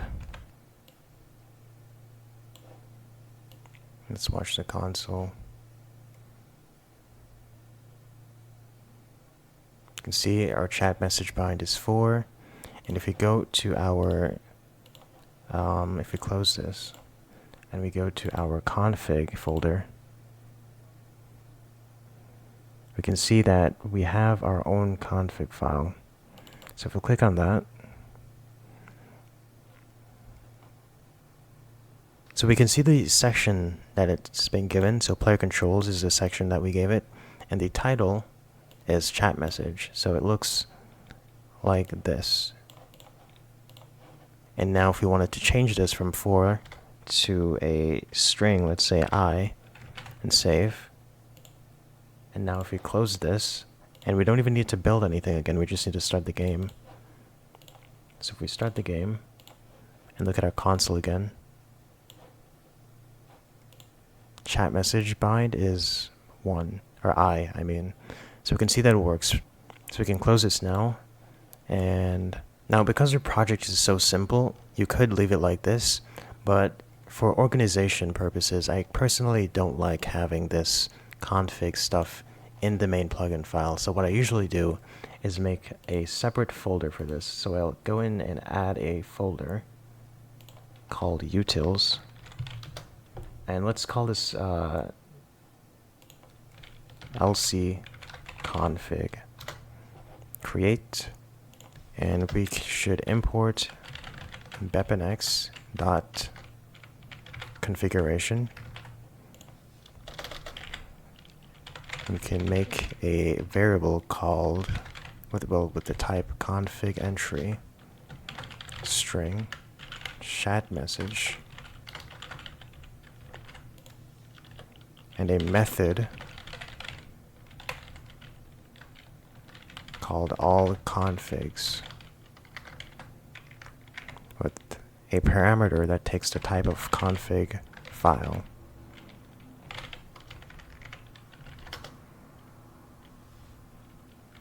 Now if we go back to our plugins file, we could remove this, we can remove that, remove this here. Let's also delete the old config file.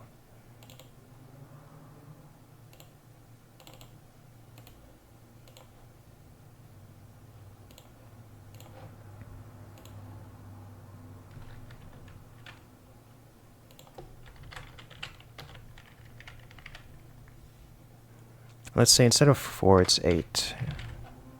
Let's actually make this a public method, not private. Save that. And in order to call this, we can simply, well, we want to remove this stuff because we don't need it. But in order to call all configs, we can go to our plugins file and we can call it before we patch everything. So lc config dot all configs. And we have to give it the parameter config. Now, if we build this method, or if we build the mod, I'm going to get rid of that because we don't need that. And we get rid of BepInEx configuration. I'm going to build again, even though we really don't need to, but BepInEx plugins and delete the old one. I mean, I really could just drag it in here since it's in a completely different storage. But okay, so if we load the mod now, we should have, I forgot what we set it to. Oh, it didn't work. Wait, what did I do wrong? lc config, all configs. Oh wait, I'm not printing the value, that's why. Okay, but if we check the config folder, we should see our new, we see our new file, and if we check the value of our file, okay, we can see that it's 8, so it did work. And, okay, yeah. So that's one way you could separate or organize your configs. So if you end up having a lot of configs, if you wanted to add another one, let's say we wanted to do, I don't know, chat message 2 or chat message 3. Now you could give these different numbers, different, you can mess around with this, and they don't even have to be player controls. You could say, monster controls, whatever. You can mess around with it and do that stuff. But you might be wondering, how is this even useful? What purpose can we even use configs for? Well, one thing you could use configs for are inputs. So if we go to player controller B and we add a method, let's say harmony patch name of controller B,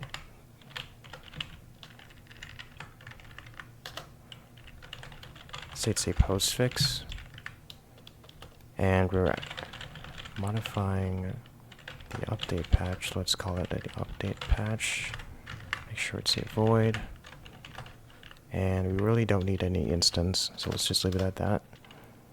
But if you wanted to get the player's input, we could say keyboard dot current dot, let's say it's a number that we're pressing, and it's the number 4, why not digit 4, and was pressed this frame. Now if we did that, could say plugin dot mls dot log info. I was pressed. Now if we were to run this and we press the number 4, then this would be logged into the console. Now this is a pretty rough way of doing this, and most people really don't use this method of getting a player's input because it's very rough and you can't really change it efficiently. So if we wanted to do it another way, let's say we wanted to use a somewhat recent new input system called input actions. So if we go to plugins And I'm actually going to make a new folder for this. New folder called players. And let's say the file name is controls. So I'm going to create a method called init controls, basically initializing the controls. And let's say that we have a variable here called, so well, let's make a public variable, input action. Let's just call it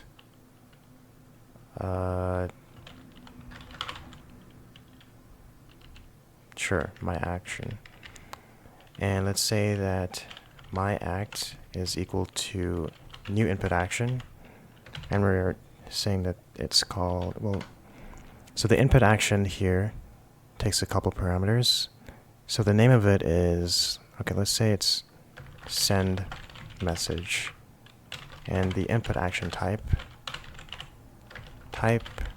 is a button, and the binding is keyboard slash let's say 4. But because we want to use our configs, the value of our config, then we can say, instead of 4, instead of giving it a static thingy, we could say that this is config.chatMessage.value. So now we're using the config value instead of just a static number. So that's one use of the configs. And okay, so if you say, okay, we could add a method, another method, and we want to give this the input action argument, input action dot callback context, and say context.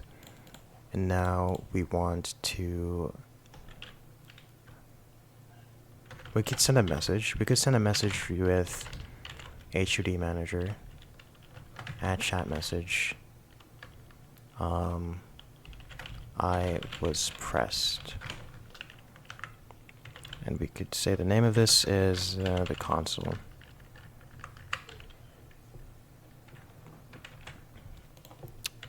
Now, in order to actually get this to work, we need to subscribe to this event. So dot say performed plus equals my act performed. I'll make this capital, I guess. And now we need to enable it, not enable. So now if we call this method, we'd be able to use keybinds in a less rough way than what we were doing before. So let's test it out. Let's say we do this in the awake method. So controls dot init controls.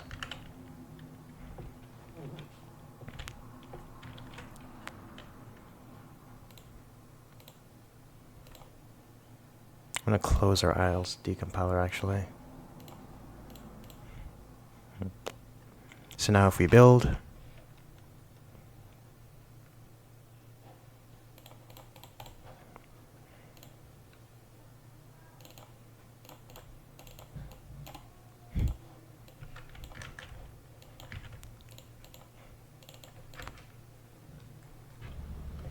okay, so we load it in the game. If we press the number 8, we should have a message show up in the chat.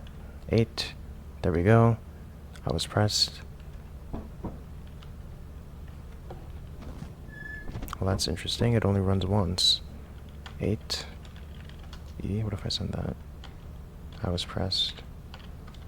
Oh, okay, I get why. It only sends once because there's a check. I guess there's a check in the actual HUD manager which prevents us from sending the same message, I think. Or something like that. What if I send E twice? E, E.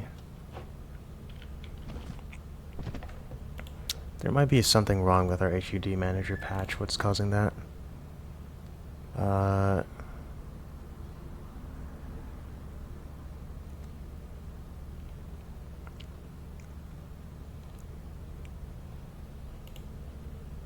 Maybe it's something like that. Why is... Okay, my Windows thing is like bugging out as well. I don't know why. But I mean, you've seen it work. Basically, the input actions thing works anyways. I think there's just a problem with our HUD manager that's messing us up. But overall, it still works. So if we go to... I just want to check again what might be causing it. If last message is equal to chat message, is not equal to chat message, but it is equal to chat message. So I guess that's why it's not being sent, because it's the exact same message, if I'm understanding this right. So that might be it. So if I do R, E, yeah, that works, okay. Anyways, so that's how we do controls like this. So if you wanted to have like a config with more controls, you could add that, and you could use this method to add more flexibility to your game. Now another thing I want to look at is Thunderstore, which is a mod manager for Lethal Company. Now I'm going to close the game, and I'm going to close our decompiler because we don't really need that open right now, and I'm going to actually remove this. So I'm going to remove our controls. And what else? Do I need anything else removed?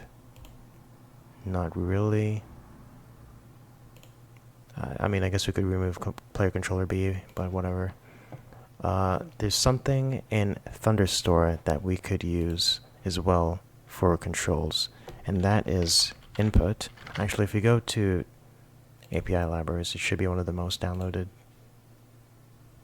InputUtils, basically, okay.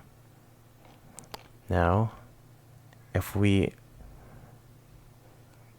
do a manual download on this, I'm going to save it to my desktop. If I go to BepInEx and plugins, and we can see that, okay, we have our own mod, which is great, but we can also have other mods as well. So if we go to InputUtils, and we go to the plugins section, all we really need is this folder, or just everything inside here. Just to make it cleaner, we could just throw this folder in here, and now we have InputUtils. So if we load a game, even though we haven't really done anything with InputUtils, and we load the game,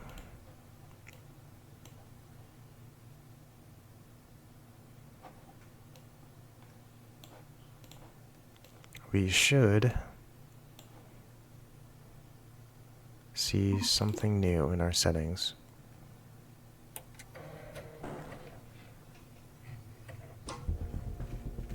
So if we click on settings and change keybinds, we can see all this new stuff, which is pretty nice.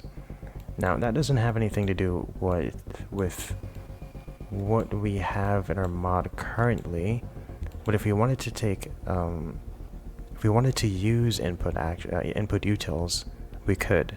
And in order to do that, well, let's close the game and go to InputUtils. And look at their GitHub page. Everything listed here, at least currently, is pretty well documented. So if you want, you could read this, and you could use this instead of manually making your own input. Read the InputUtils GitHub page, which will teach you how to set up keybinds for your mod. Once you've done that, make a keybind that will automatically send a message in the chat.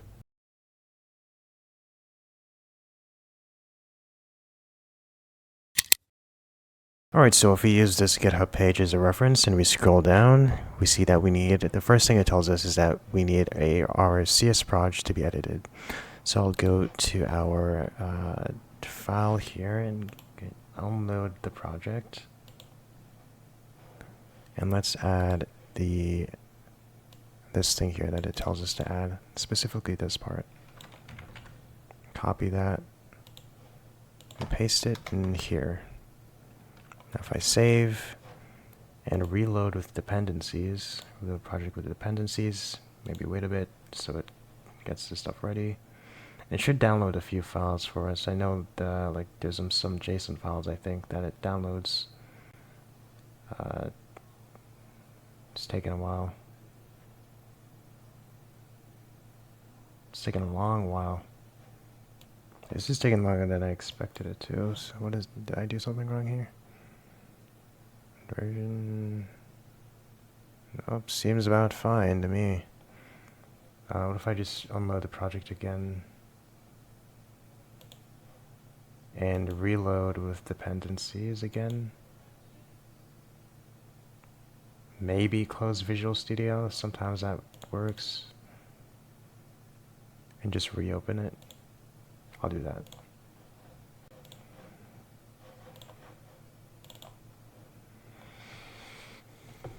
This should be the easiest part, and now it's like being complicated. But sometimes that just happens.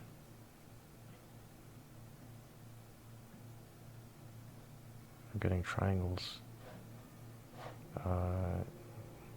There we go. So I guess we just needed to restart our visual, our IDE for it to work. And now that that's there, can remove, actually, I'll remove that for now. Maybe we'll add it back. I'm going to, okay, let's go to our controls, and let's scroll down and check the documentation again to see if we need to do anything else. So it says we need to initialize our binds. Okay, so we need to create a subclass of LC inputs. Okay, so we need a class, we need a base class, and we can make our base class inherit from LC input actions. Okay, so I guess we could copy this,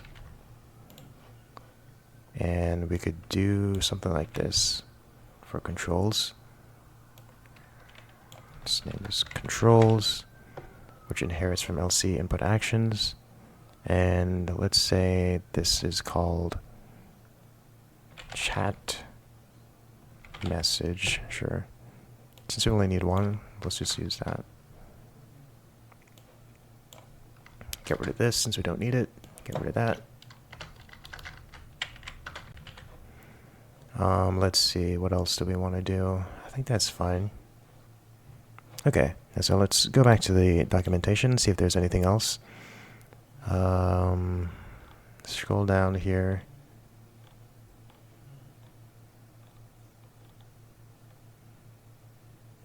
Okay, so we need to add this to our plugins file. Now all we have to do is just paste that in, and if I go back to the browser, I did open up a tab to double check this, but basically the hard dependency will basically require us to have the InputUtils mod as well as our own mod. So we can't run our mod without this, without the InputUtils. So it's a requirement basically. So yeah. Now let's go back to the GitHub page to see what else, if there's anything else that we need to do. Scrolling down, I think that's basically it. I guess we could also have it as a soft dependency, but it doesn't really matter. I think that's it. Okay, so if we go here, and I'm gonna actually create another file. What do I call this? Let's say player binds. Or maybe not even player binds, maybe just player actions? Player actions or something. Whatever, binds works, whatever. I don't think we need harmony. So, private static void init controls. Now if we go back here, how does it do this? Oh, okay, so this is how it sets the event. Actually, I could just copy this. How about we do that? I guess we could remove that. Control K plus D to line stuff, by the way. Like if your stuff is like out of line, you could use the shortcut Control plus K and plus Control plus K plus D, and yeah, that works. Okay, set up keybind calls. I don't have that there. I'll just have this as init controls. Why not? And instead of my example, have that as plugin dot input actions. Oh, okay. So we need a input action instance for controls. So let's create a public variable static player binds and have the variable name as, I guess, player action.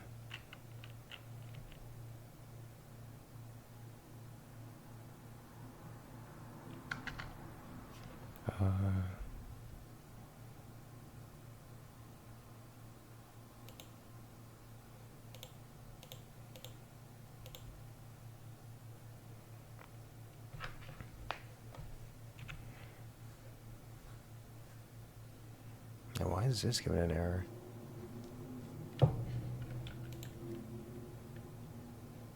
Oh, player. Oh, wait, no. Okay, controls, not player binds. Okay, I was messing that up. Okay. Name this whatever you like.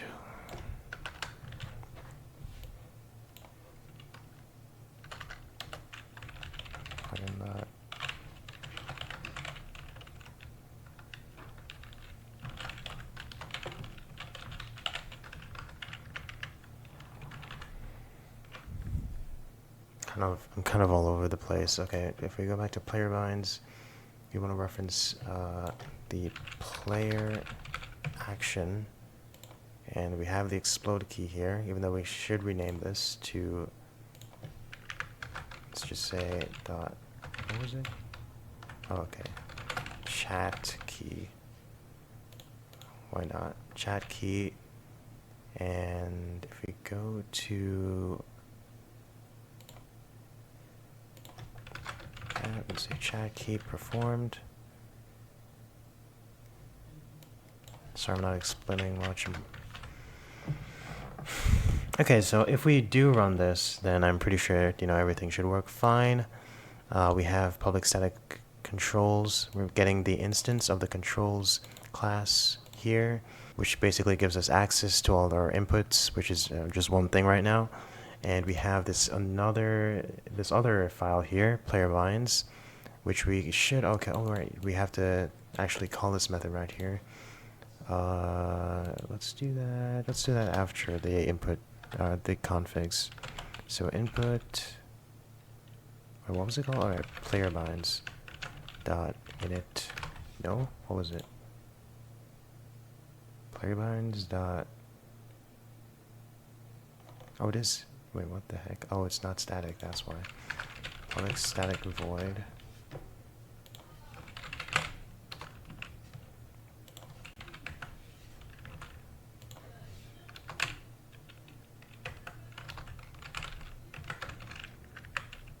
Okay, there we go. Now we initialize all that. Okay, I'm going to build and see if that works. Actually, just so we actually have the chat doing stuff, I'm going to go back and copy this. Copy that there. Player binds, was it? Yep. Say gdmanager.instance.add message, and let's just say we're sending the message puppycat, and the person who's saying it is B. Okay. Now if we build,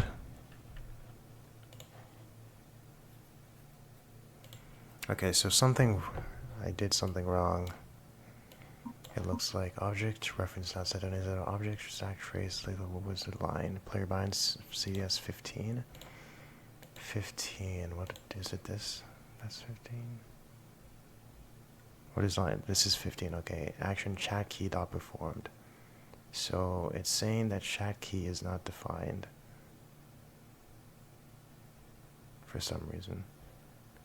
Controls. Chat key is defined. What am I doing wrong here? Setup keybind. Callbacks. I mean, the method's named incorrectly, but that doesn't really matter. Player action. Okay, so I figured out why it was having an issue. We actually have to define or give the player action variable an instance or value rather. So player action is equal to new controls.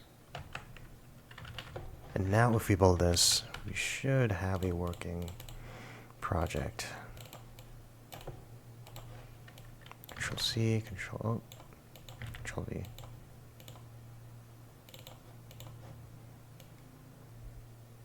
And I forgot the keybind that it was set to. I'm pretty sure, I think it was G. So if I press G, that should work. So G, puppycat, sent by B, and there we go. Works nice. G, perfect. So we can see that our InputUtils mod works as it's intended. And if we open up the settings, change keybind, we can see that our mod is listed here as well. So if we click on our mod, and we can see the name of our variable that we set. So we could also change the keybind here to another letter or number. I'll say 9. Oh, did I wait too long? 9. Confirm changes, and if you press 9, alright, I'll send a message first. Now if I press 9, there we go, and if I try to press G again, nothing happens. So there we go. Now if you notice, all of our patches have all been of a specific type. HUD manager, or the Harmony patch type of HUD manager, player controller B patch type of player controller B, and same with the terminal type of terminal. But we don't need to have a type for a specific file that we want to modify. For example, if you wanted to modify player controller B and the terminal within the same file, we could do that, and it's pretty simple. So I'm going to create a folder, and let's call it main. We could really call this anything, it's just an example. Let's create a file called anything, just because I don't know what to name it.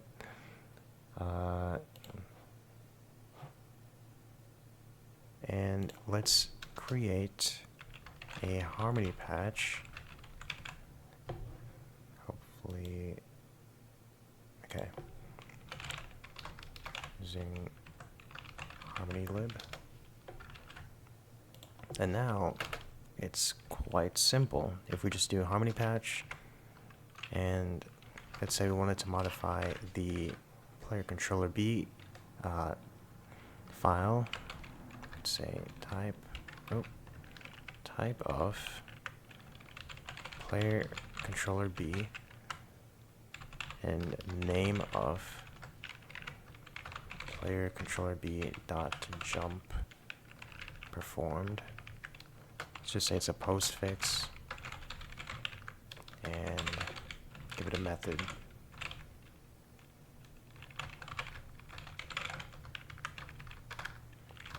So this is why we also have the type of for regular methods as well. So because we aren't specifying what type this entire class is, we should specify what the patch is for this specific method.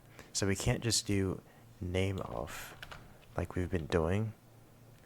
we should try to specify it for this method here. And because of this ambiguity, we could also say, we could also patch HUD manager, type of HUD manager, and let's say the name that we want to patch is HUD manager dot, what do we want to do? Add text message, sure. Whatever. And again, okay. So if we did that, so this is just an example of things we can do. Like if we don't specify which file we want to patch for, the class, then this is what we're able to do as well. So if we, okay, let's, just as a test, log info in jump patch, say, what was it? Add a chat message. Add chat message.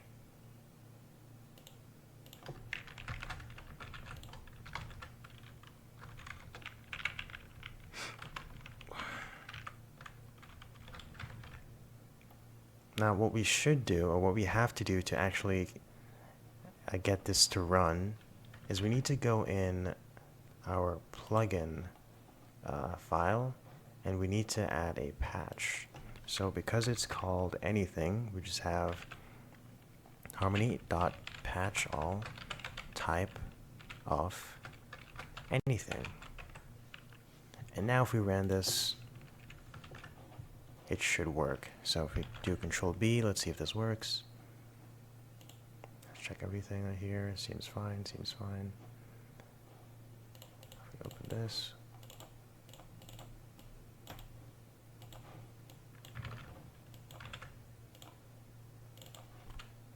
Okay, now we're starting the game. Let's see what happens. And now if I try to jump, I should get a message in the console. So jump. We saw it for a quick second there. See, jump again. There it is. In jump patch. And if we send a message, in add chat message. So it works. So even though we aren't specifying, again, even though we aren't specifying the type of the file that we want the entire class to modify, we're able to do it specifically within these methods here, above these methods here. So that's a pretty neat thing that we could do. Now, you might notice that this can get a bit much. Adding each and every specific file that we want to patch can get a bit much. If you look in ILSpy or Decompiler, whichever one you had, I'm going to close the game.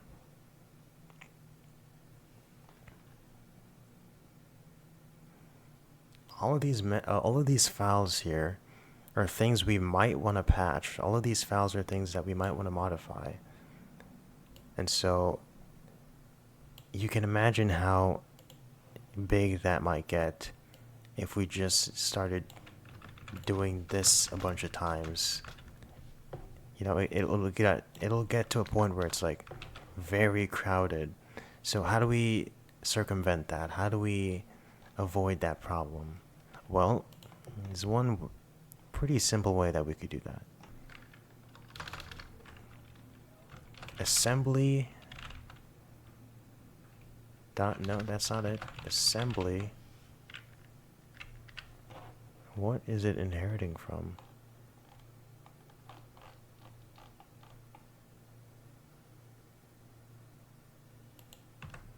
Assembly, which inherits from system.reflection.get executing assembly, and we do this, close bracket, and now we build. I'm going to close our decompiler. I'll expand this a bit. if we start jumping, there we go.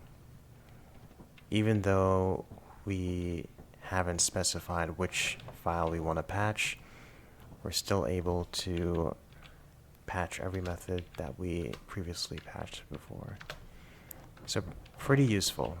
Now there's one last useful tool that will greatly help you when modding, and that tool is called, I'll get the latest release. It is this, even though it's archived, it is the right repository.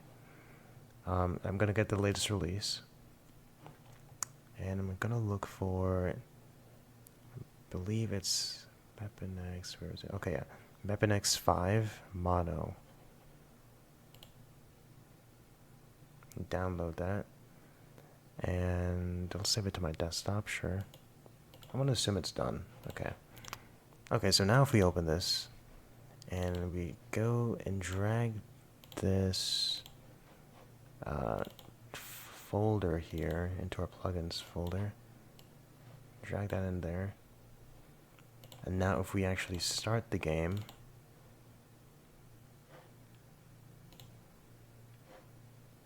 I'm gonna close my browser just because.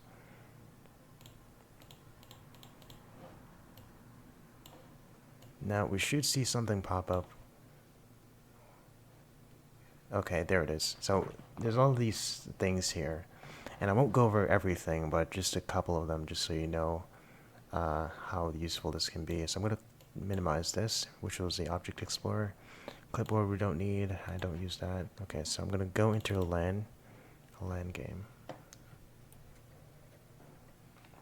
Okay, and if we click on Object Explorer, and all of these things that you're seeing here are game objects. All of these are game objects that are in the scene right now. And so if we go to Canvas, and if we click on this green box here, everything disappears because everything that we're seeing right now is on the canvas. And if we actually click on Canvas, we can see everything inside of it. Let's see, let's mess with something interesting. What is log text? Nothing. Let's mess with, version number, that's neat.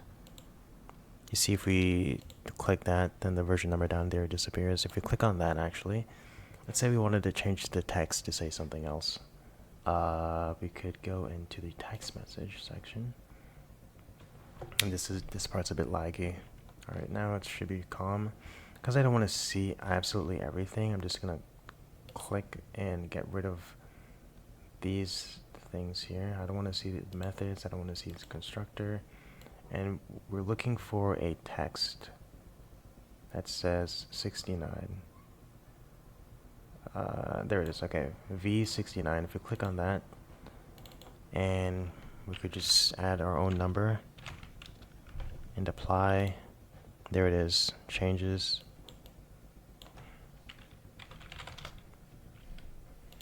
Water. Pretty nice. And the neat thing about this as well is that if you wanted to, if you're like testing something and you don't feel like recompiling or decompiling your game over and over again, you could use this as a way to like see what you're doing like in real time, which is pretty nice as well. So there's a lot you could do with this. There's a lot you can mess around with. If we go in the game as well, actually, I'm going to close this. And if we load up a game, alright, game started. If we open up the Object Explorer again, our player container, that's where we are.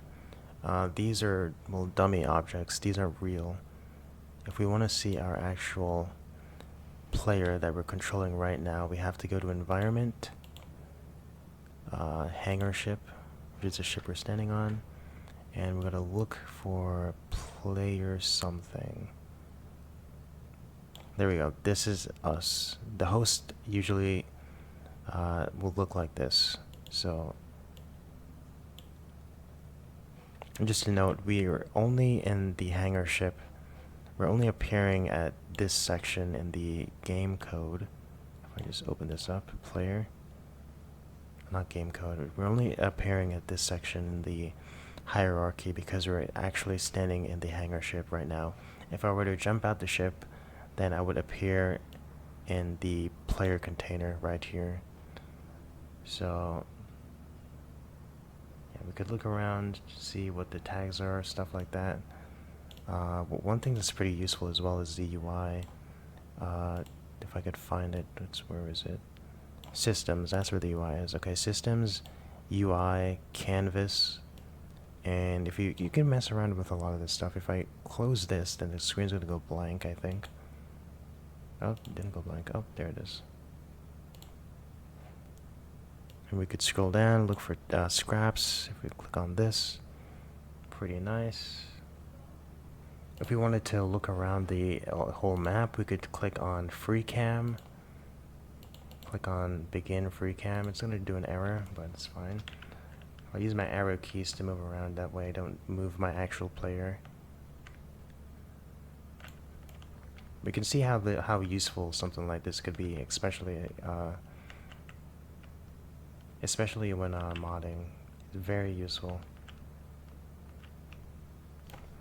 So okay, I'm gonna get rid of this now, and that's basically it. I mean, you can mess around with this yourself. I really suggest looking up like Unity tutorials if you want to make something specific, because I mean anything you can make in the game, anything you can make in Unity, you can make in the game. So it's pretty nice. If you're ever stuck or confused on how to implement something, one of the things you should keep in mind is you can really just look up a Unity tutorial, because you got to remember that you're really just working inside of Unity, just in a different way. So if there's like a method that exists in Unity, for example the awake method, or really anything that you can create within Unity, you can basically achieve that through modding as well. So you shouldn't be looking up, well, how do I mod a UI in Lethal Company, because that's too specific. What you want to do is instead look up, well, how do I make a UI in Unity? Because again, and I really want to drive this home, anything you can do in Unity, you can mod in game. Basically anything. But once you do look that up, those tutorials are likely going to be dragging and dropping stuff in. Like, you can't really drag stuff in, like if you're making a UI, for example, you can't really drag stuff in the way that they do it in the Unity tutorial. So how do you fix that? How do you do something like that? Well, it's pretty simple. I mean, you could just look up, okay, how do I make a UI element programmatically? And there you go. You can look up how to make UI elements programmatically, and you'll be able to achieve this same result basically. And what I like to do sometimes is just look up how do I make a UI element by using ChatGPT. I wanted to make a basic UI element, so I just asked ChatGPT, and it gave me a pretty decent result, and I was able to use that result and modify it to my own liking. So you have a lot of resources you can use, as well as the Lethal Company modding Discord. And also Thunderstore, if there's a mod that you're curious about, on how they added something or how they modified something in a specific way, you can look at the source code on Thunderstore. So that is also something at your disposal. GitHub, Thunderstore, the Lethal Company modding Discord, all of these things that you can use. There's a lot of resources out there. So in the next tutorial, I might make a networking video, basically teaching you how to set up a mod that allows for other people to interact with each other through the mod. But that's a maybe, because I don't think I need to make that tutorial, because I think teaching you the basics is really what my goal was. That way you can expand and learn on your own, and I don't really have to teach you everything. But also there's also a wiki page on how to set up networking on your own, so I'll also leave that linked. And again, you have the Lethal Company modding Discord, where you can ask questions about stuff like that. But I really want to congratulate you as well for making it this far. I mean, it's a very big, lengthy video. All I can say now is that if you want to get better, I cannot emphasize enough how important doing small projects are, and just doing that a lot. Now, I'm not an expert myself, but when I first started, I was very, very bad at it. The first mod I made was obviously terrible, but I stuck with it, and I was able to get to a very decent spot where I am right now. So if I can do that, I'm really confident that you can too if you put your neck into it. So again, congrats for making it this far, and I'll see you whenever I see you.